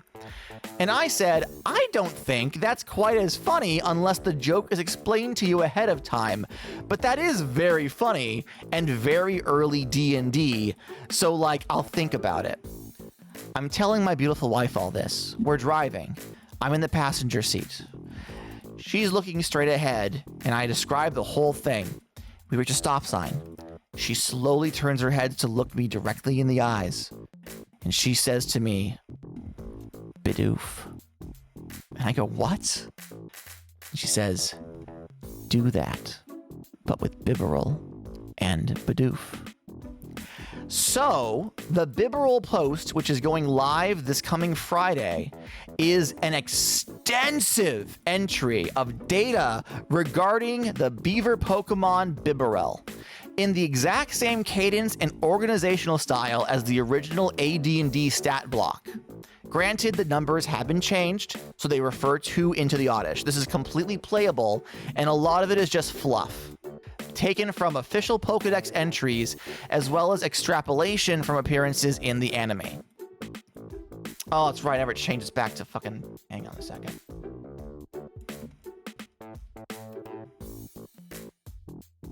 There we go. The blog post goes on for 5 paragraphs. At the very end is a single line which reads, Bidoof, the fluffy mouse Pokemon. Bidoof are worth 350 Poké-Dollars on the open market. Bidoof is often joked about to be the god of Pokemon, but that wasn't always the case. Back when Gen 4 was new, the joke around Gen 4 was that everybody fucking hated Bidoof. They showed up so frequently, they were not worth having. Nobody liked fucking Bidoof, and they hated Bibarel even more.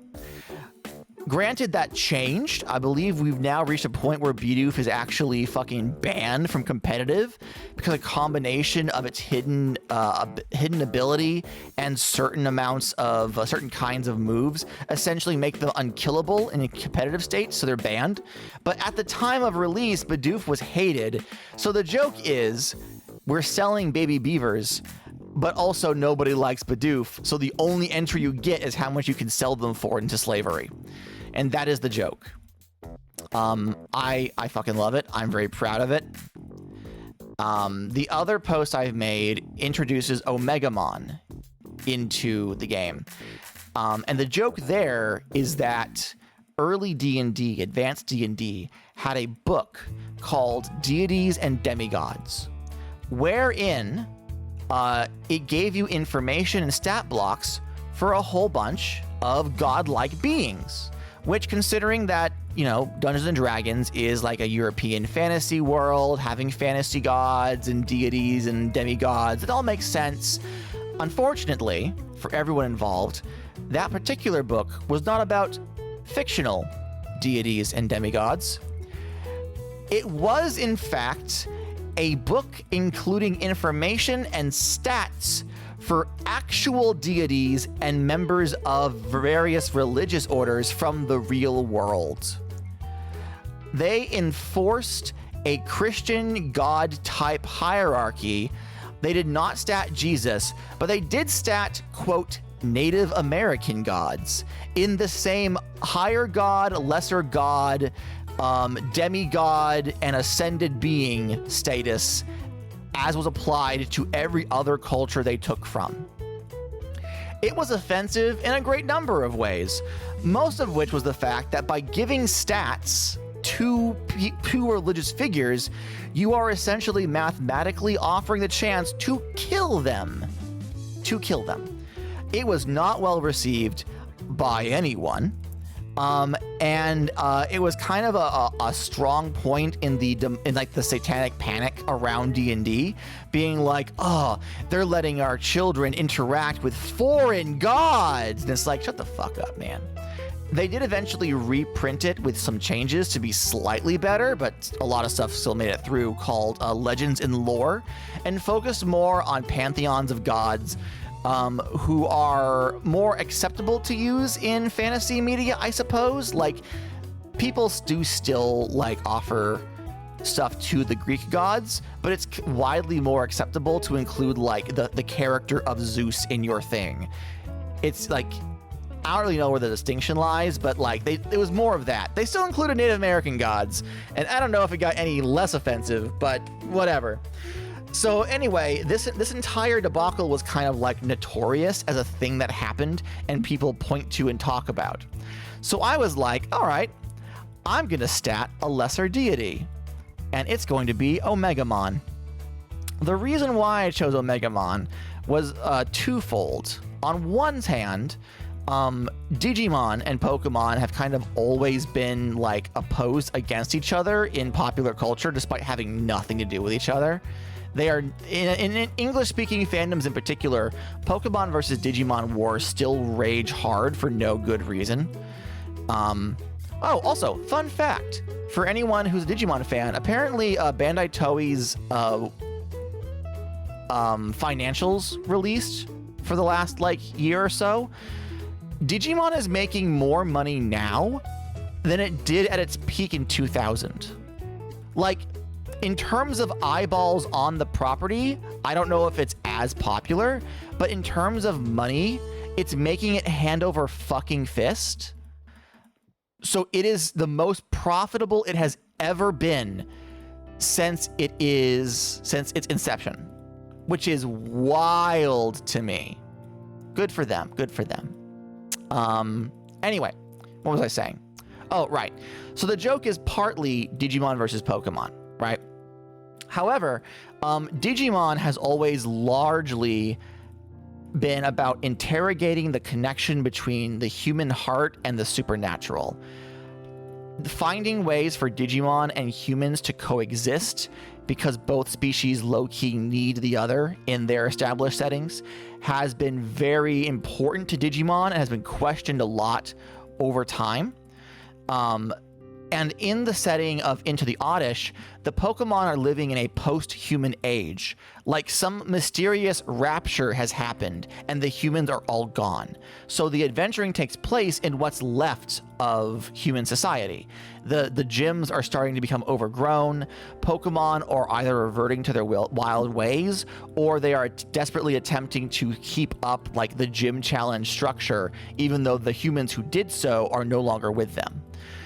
So, having a character from outside that universe to make introspective gestures towards to what has changed and what has been lost with the lack of humans in the Pokemon world, I thought was very interesting for a table. Hold on. I'm yapping, and you cannot expect me to read everything. Raglan says, chat, our secret ability allows us to send messages and chat without Gata noticing. We should unionize. Who's going to be our collective bargaining rep? Tegan. Everyone's voting for Tegan to be your union rep. Okay. Me. Farmer. 34. Or my Farmer 34. Twitch chat. Various has unionized. Fucking hell. Tegan says, I will be the union rep. I accept this responsibility. All right. All right. What are we bargaining for? What are your demands? What do you want? Raglan says, I want pizza on Fridays. Well, good. Well, you know what? You know what? I will accept your request of pizza on Fridays. I don't stream on Fridays, so I can never be held accountable to this. But in the theoretical scenario where I stream on a Friday, somehow there will be pizza. The system works. Oh, Allegro, don't demand things that I've been procrastinating. Why? Why? Oh, God. Oh, no. Aw, jeez. Ah, fuck. Now I have to actually do the things that I said I was going to. Man, this union's going great for you guys immediately. Like, fuck me, I guess. But this union has been working out for you swell. What was I saying? What was I saying? Oh, the other joke is that when I went to stat Omegamon, I didn't just make up stats. I tracked down a Pokemon fan game that had added Digimon to it. I then contacted the guy who made the fan game and asked for permission to adapt specifically his version of the character into... Oh, hey! Sasquatch! Welcome in! Is that Squatch Smash I see? Come in, come in. Hey, Seth. Take a seat. Long time no see. Welcome to the stream. You get a jolly jangle of the cheer bell. Thank you! Thank you, thank you, thank you, thank you, thank you, thank you, thank you, thank you, thank you, thank you. Thank you so much. So, chat, a couple of months ago, donated $1,500 to allow me to pay for Toffee's medical bills. Toffee is our dachshund, our adopted dachshund, who, I'm gonna die. I'm dying! But it's fine, because I just respawn right here. Our precious baby dachshund, in exchange for me digging a hole all the way down to bedrock. We dug this on stream. This is a pixel art of Toffee. However, they also donated $500 extra for a total of $2,000, with the caveat that I now have to build a 65 by 65 by 65 pure cobblestone cube. So, until I complete that, I'm not allowed to do anything else in this video game, which I have bought and desperately wish to play. I have not advanced through any of the bosses. I have not gathered any of the higher end materials. I've barely left the starting biomes because all of my time is spent building this fucking cube out of pure cobblestone and just chatting about my day. This is a reference to the time that I did the exact same thing for comparably less money in Minecraft 2 or 3 years ago. Yeah, I'm supposed to be working on like scripted fucking content, and I can't because I gotta build a ding-dang cube.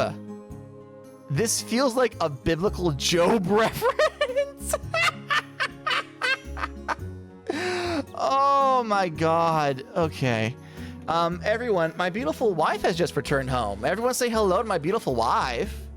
Hi, darling.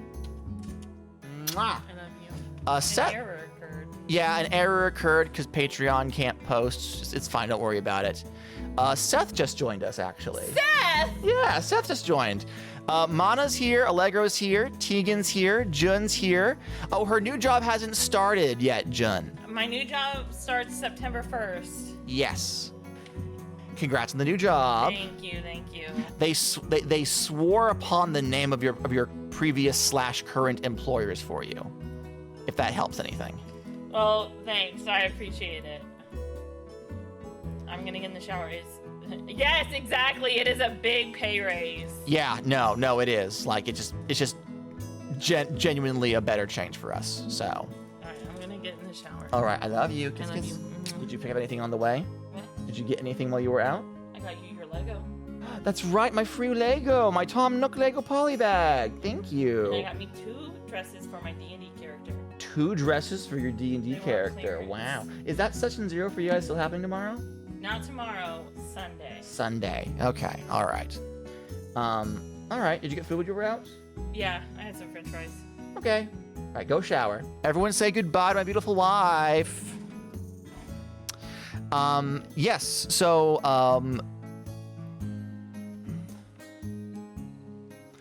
Seth said she definitely works so hard. Watched her come home from work with no HP RF. I don't know what that means. I don't know what these words mean.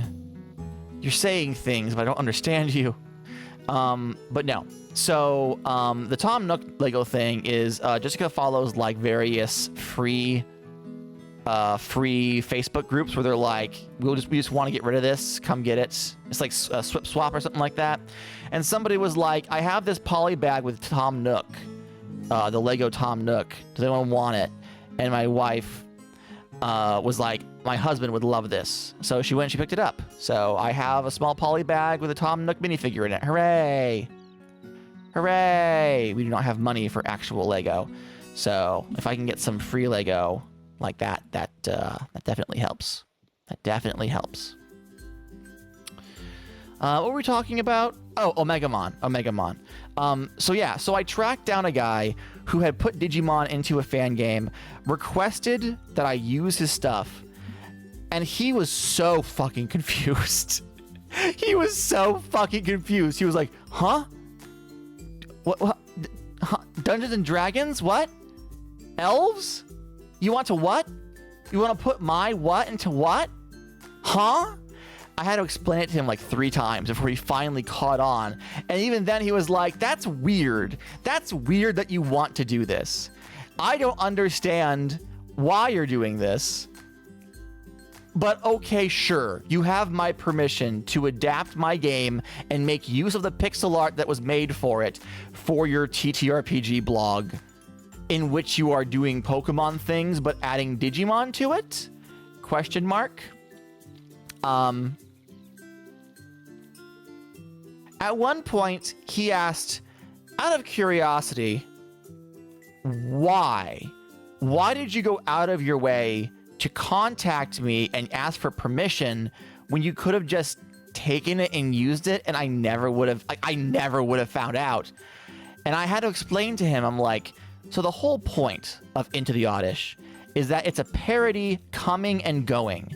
The joke that it makes fun of the thing it is emulating, as well as the hobby in which it is. Like it is making fun of both Pokemon fans, tabletop games, and tabletop game fans. But the biggest joke of all is that it is a fully functional gaming experience.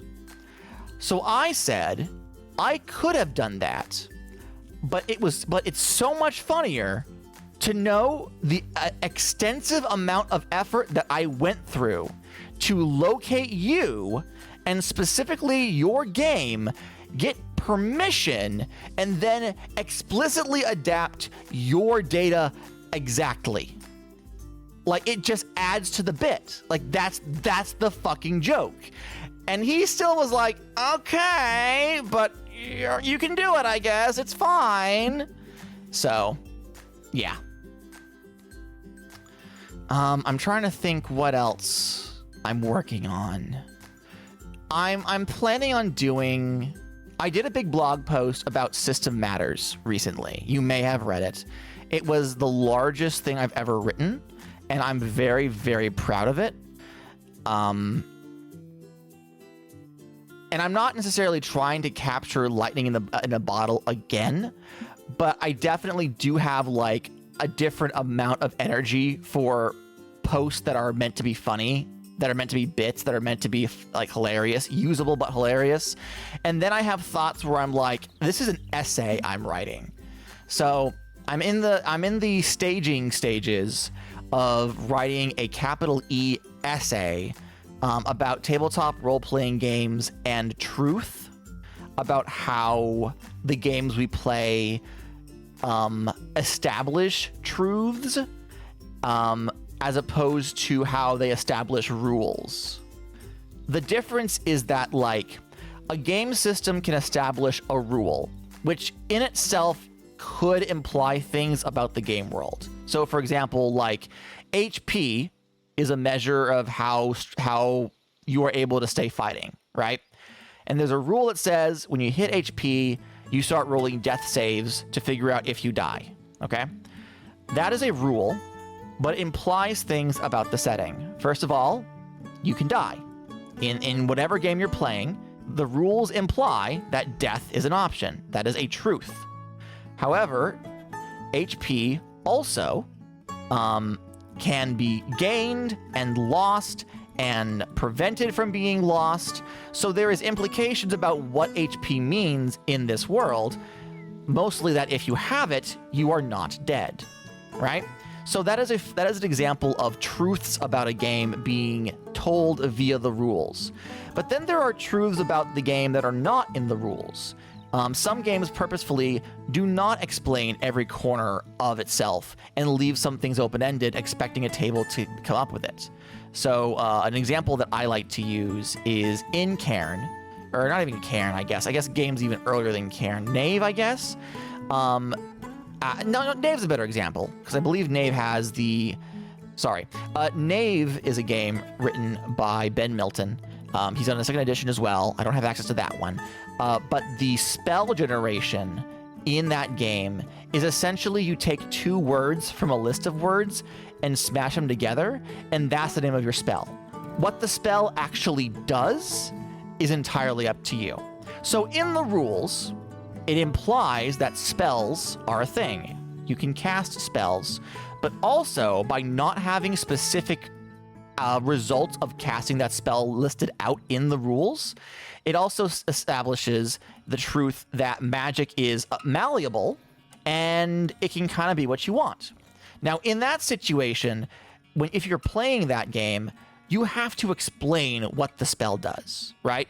Like, it's up to interpretation, but once you have created the truth, so let's say I have the spell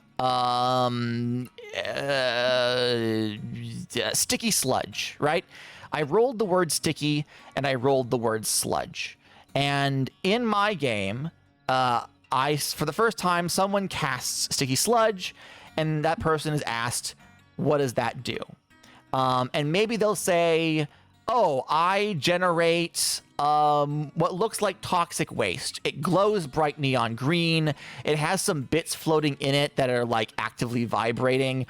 no one should probably be touching this, but if I stick it onto an object, it'll stay with it, right? It is like a concerning object that is adhesive, and people who see it do not want to touch it, right? That is a truth about the spell Sticky Sludge that is specifically attached to that table. And it is as valid as a different table's version of what that spell could do. Where a lot of people get stuck on, and where I think like the focus of my essay is going to be, is that there's a difference between a game who does not have a prescribed truth to tell you versus a game that is withholding information or fails to offer information that is needed for the game to work properly. A big argument that people have against lighter OSR games is that they can turn into a game of Mother May I. So for example, the game Mothership is essentially Alien, right? Like the Xenomorph. It's you have a job you hate in space, and there's shit out there that wants to kill you. That is what the Mothership game is. The Mothership game does not have rules for hiding. It has stat checks, it has weapons, it has rules for generating a character, what that character knows how to do, what that character's job is, what inventory that character has on them, but it does not have rules for hiding. There is an example in Mothership that talks about a scenario in which a character is attempting to hide. And I'm paraphrasing this because I don't have the written thing in front of me. But in the example of play that is written in the book, it describes a player asking, is there somewhere that is there an obvious place where I can hide in this room? And the GM describes like there's tables, there's a locker, and the player says, I want to hide in the locker. And so the player hides in the locker. The monster comes in and is very clearly about to find the player in the locker. I don't recall the ending of it. This is honestly a really bad example, but it is the one that a lot of people talk about, right? In that situation, people call this Mother May I, because instead of the player knowing how hiding works and having like a bespoke procedure to lean on to be like, I am going to hide. Hiding allows me to do this, that, or the other. If I do this, that, or the other, then I will avoid this monster. Instead, they have to be like, is there somewhere I can hide? Can I hide in there? And the GM either says yes or no. If the GM had said, no, there is nowhere for you to hide in this room, then that player is just fucked. Their choices are greatly limited. Now, mind you, the GM did not say that, right? So like this is a hypothetical that could happen, but in this situation it did not, right? So in my point, there are layers of truth. At the very tippy top, like the top of the umbrella, there's the truths that are established by the game rules. Arguably, if you are playing a game with rules, you should be playing with those rules. I'm not going to get into a homebrew argument here, but like this is like the platonic ideal. And any truth that those rules establish are immutable, right? In Knave, spells are weird and up for interpretation. In games with HP and dying rules, HP is what you have when you're alive, and you can possibly die. Those rules are non-negotiable if you are playing that game. Then there's the rules, or then there's the truths that the GM comes up with. So for example, in the example of Mothership, the GM said that there is a locker. Therefore, there is a locker. The player can't say, no, there isn't. I'm doing this. I'm going to do something else. The player can't say, no, there isn't a xenomorph after me. Something else is happening. The GM establishes what the truth of the world around them is. And then there's truths that the players make unrelated to the truth that have already been established.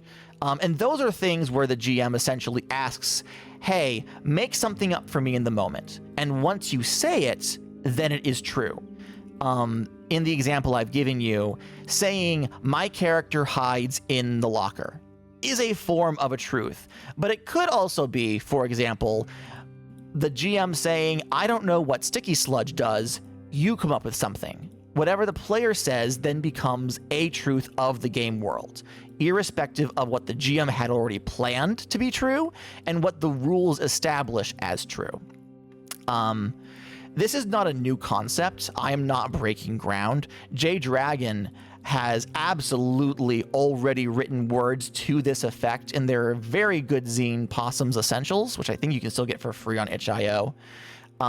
There is a blog, which, God, I wish I had actually a link to it so I can tell you the title of it, which talks about onion adventure design in the OSR. The bakers of Powered by the Apocalypse and other game fame have previously talked about how the design of Powered by the Apocalypse is designed in onion layers meant to break down and fold into each other, so that if one layer of authority is no longer valid, there is still a further down authority. I'm having a bad time explaining it here, but like all of these things are what have kind of coalesced into my current thoughts on truth in TTRPGs, and that is like my next big essay. Will it be any good? I don't know.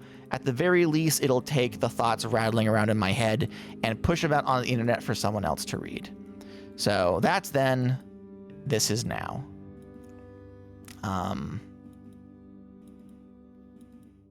Yeah. I think that's kind of like the end of the good news for Gata thing. This is kind of all of the stuff that I've been doing lately. On top of fucking working my ass off. I liked those words. I like you, Jen.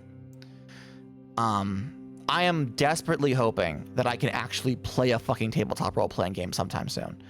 I have 2 campaigns, one that I'm running, and then one that I'm a player in, that have been on hiatus for like 6 months.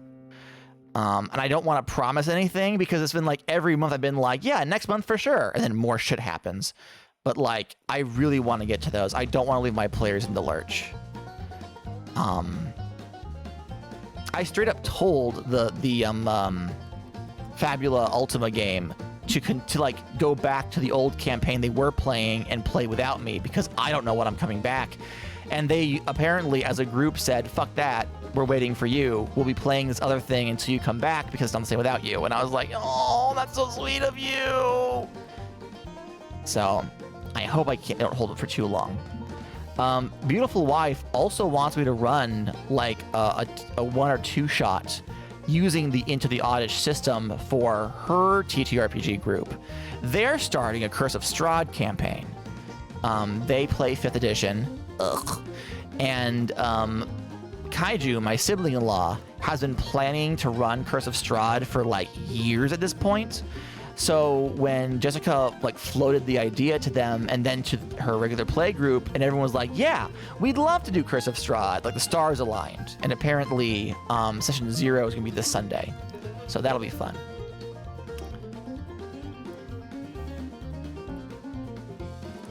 Mana asks, how is the toffee? So since our last foster dog found a new home, her anxiety has gotten worse. She really does well with other dogs, which is a goddamn shame because we cannot split our attention to another dog right now. But she's holding on. She's had a couple of really bad mental health days, but on the average, she's doing all right. It's kind of like how like they get like Labradors for cheetahs in zoos, because cheetahs are like, they will take their social cues from the nearest animal. So if one animal panics, the rest of them go, oh my God, you're panicking, therefore we all should panic.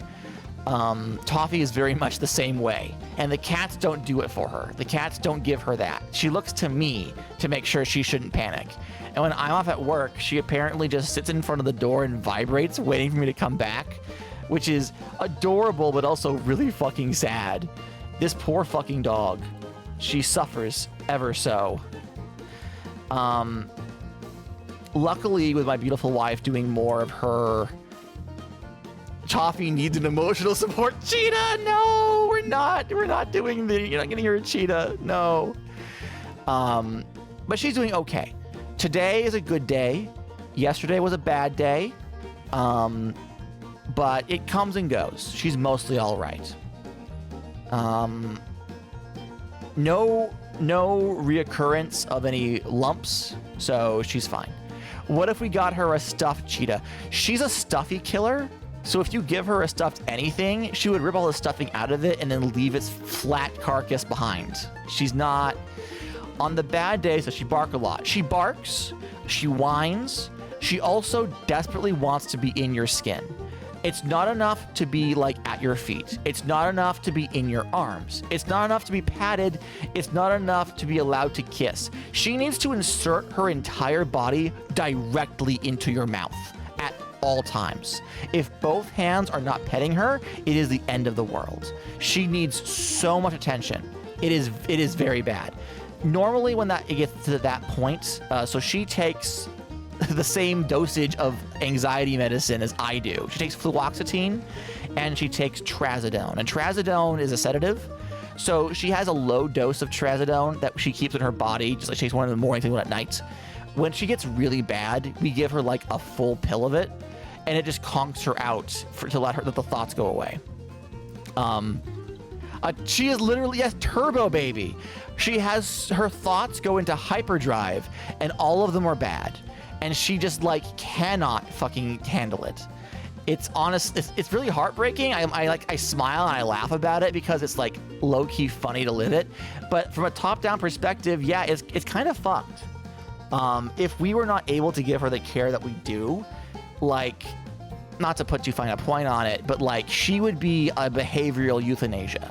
Like she is a candidate for being put down just because there's nothing that can be really done to help her. So like, yeah.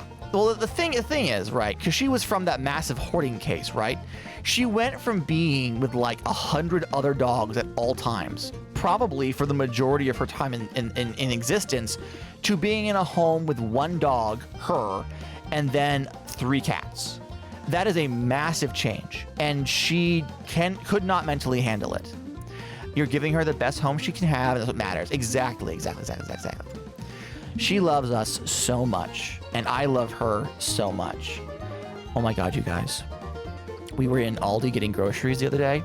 We went down the aisle of shame, and they were selling doggy sun hats. They were sun hats with holes in the sides of the heads for their ears and a little thing to go underneath their chin to hold it in place. They had a little pink sun hat with a big pink bow on the back. And I about started crying in the middle of that store. I was like on my knees clutching it, just thinking about how cute Toffee would be in that fucking hat. It's bad. I am such a girl dad. Like 100%. I love this little dog so much. And I was like, she'd be so cute. But the thing is, she hates hats, so she wouldn't keep it on. She'd probably tear it to shreds. And also, why would we bother getting her a sun hat if we don't get her a new cute little dress to go along with it? And they did not have any dresses, and she is not a fan of costumes. So we put it back, but it was like, it was like a proper wide-brimmed hat, bright pink, big frilly bow attached to the back of it. And I was like, oh, Toffee, it would be so cute. But we didn't have the money to splurge on that, so we did not.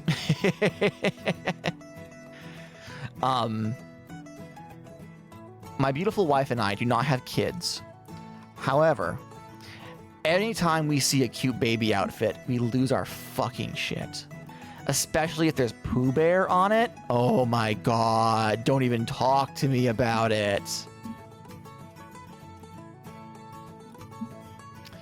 I'm trying to think.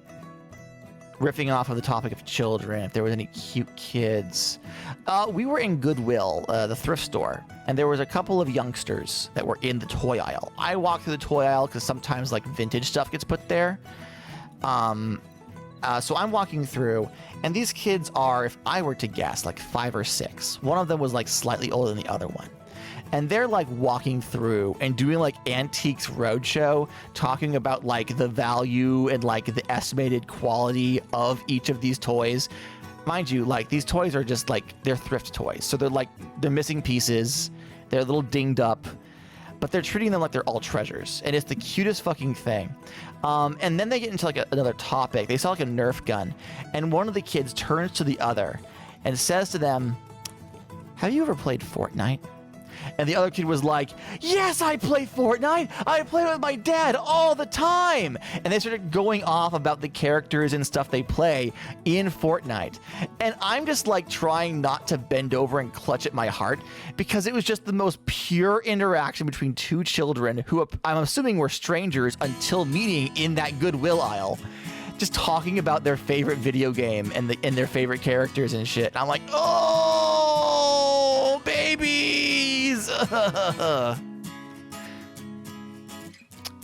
You want to know what I don't fucking like, though, chat? We are immediately going into a bad story, by the way. I was in Aldi. Same trip as when I found that hat. And we're walking by the frozen section. And they have, like, the chests that you, like, open the top and reach down into. And they have, like, the specialty items. And it's, like, cakes and ice creams and that sort of thing. That's how I'm trying to be with people that I see the same shirt on. Exactly. You're like, hey, do you want to experience childish joy and whimsy about our clothing choices in this moment? And if someone says yes, then you found a good friend. If they say no, you found a boring adult. But no, so we're going to the frozen section. And I look down at one of the chests, and I'm looking at this pizza they have. They have like shrimps. And I hear my wife a few doors down make a noise of disapproval and like disgust. And I'm like, what is it, honey? And she just does a deep sigh and points. And I pulled the cart over, because I drive the cart. That's my job in the Aldi. And I look down. And do you want to fucking know what they were selling at this Aldi, chat? They were selling chicken nuggets in the shape of 6s and 7s. And on the front of it is a small child doing the 6-7 hand motion with the chicken nuggets. And I look at that for a second, and I'm just like, I think I'm done. Somebody has to euthanize me. My time here is over. There's nothing left for me to experience. There's nothing more for me to want to experience, frankly.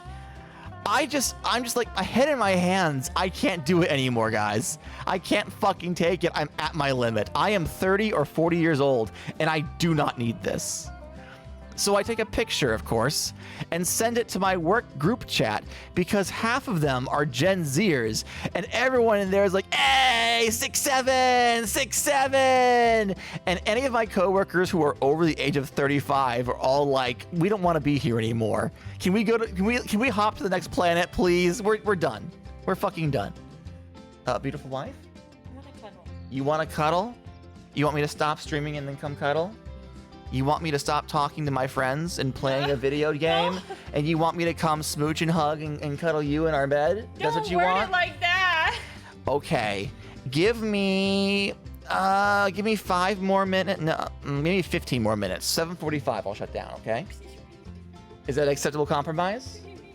She's saying no, chat. She says, oh, you know what? That's right. Chat unionized. Chat unionized. Okay, chat. Is the union going to demand that I stream less so I can spend time with my beautiful wife? Is that where we're going with this here? I mean, I can't say no to the union. We need to kick Gata off the game. The union has made their demands. Less Gata so that he has more time to spend with beautiful wife. Please. What are you wearing? What am I wearing? What do you mean? Well, first of all, let me switch out to not a rock so you can see. I am wearing a green t-shirt. Your mouth moves? Yeah. This game has local voice chat. So if someone were to stand far away, they would hear me, but all muffled, and they can see when I'm talking. They're working on making the voice, the mouth movements make a little more sense for what you're saying, because right now it's just bullshit. Seth says you can't just ask them what they're wearing. I can definitely ask my husband what he's wearing. Yeah, no. I have a number of t-shirts that are like dad joke shirts, and every time I put one on, I'm like, would you be seen in public with me? And 9 times out of 10, the answer is no. Actually, oh no, I took it off. Okay, thank God. I was wearing a shirt that was like, actually, can you get the shirt? It's on the, I want to quote it properly. It's on the sink. Thank you. But yeah, no, I'm wearing a Pokemon cap colored green because they don't have any trigger hats in the game at the moment. And I have to have my hair in a bun, as usual. And my boots, my farming stomping boots. So the sink has a counter space, and we put our PJ shirts, we drop them there so they're not on the floor for the dog to pee on, and we collect them all and take them to the laundry room. So the shirt, I have a shirt that has, this is not AI, a trio of fish that are all wearing sunglasses, fishing hats, and they all have a rod in their fins. It reads, in various fonts and sizes, my fishing spot is just north of None Ya Business, about a mile up I'll Never Tell Creek, smack in the middle of Bite Me Cove. And it is one of my favorite shirts that I've thrifted ever. And some days, Jessica will allow me to wear it to like Walmart. But if we go anywhere that's even slightly nicer than an Aldi, she's like, no, put something else on, please. And then I have to. Tegan says, good gravy. I thrifted a shirt that reads, hey, it's my dad's 50th birthday today. And they donated that because I guess it was no longer their dad's 50th birthday. But I got it and I'm like, oh, hell yeah. I'm wearing this everywhere. And if anyone ever asks, I'll be able to tell them that no, it was not made for my dad, which is even funnier. Seth says boomer chic. I'm turning 35 in like 3 months. You know, I'm allowed to stop caring about shit. Like 40 is the big one where you just stop giving a shit about anything. That's when you get like socks to sandals level of stuff. You are already at socks and sandals. I am level. already at socks and sandals level. You have been that way since I've met you. You married me that way. So whose fault is it really? I did not falsely advertise myself. You looked at that and went, yeah. Sandals are lit though. Okay, but imagine socks with Crocs. Now that's the crime against humanity. Crocs are a crime against humanity. Yeah, no, not a fan of Crocs. Not a fan of Crocs. There's apparently a bespoke Bowser Crocs where it's like the shell on the top, and then all of the little bits that you like the charms are all spikes, so you can make them Bowser's shell. And multiple people were like, "Would you wear this, Gata?" And I'm like, "No, I'm not. No, we're not doing that. We're not doing that." Crocs look like how a bad pool floor feels. That is so out there a descriptor, and yet it is perfect what we need. Crocs are good on your feet if you're on your feet all the time. My mom got a pair for her work, and they help with her plantar fasciitis. That's true. Fasciitis. Sorry. Mana says Gata needs Luigi Crocs. Obviously. I mean, I wouldn't say no. I wouldn't say no. All right. Well, if the union and my wife say that I need to play less streaming games, then I will do so. That's going to be it for us tonight. Thank you guys for joining me for this random late-ass stream. We managed to get 2.5 hours in there, so it's not bad. Next time I stream, we'll be doing more of this, hopefully without the technical difficulties. We have a ways to go. We have to reach the top of that pole before this cube is done. Next Friday, blog post goes out. Yeah, that's all I got. I'll see you guys later. Have a good night, everybody. Bye. Bye, bye, bye, bye, bye. Bye, guys. So long.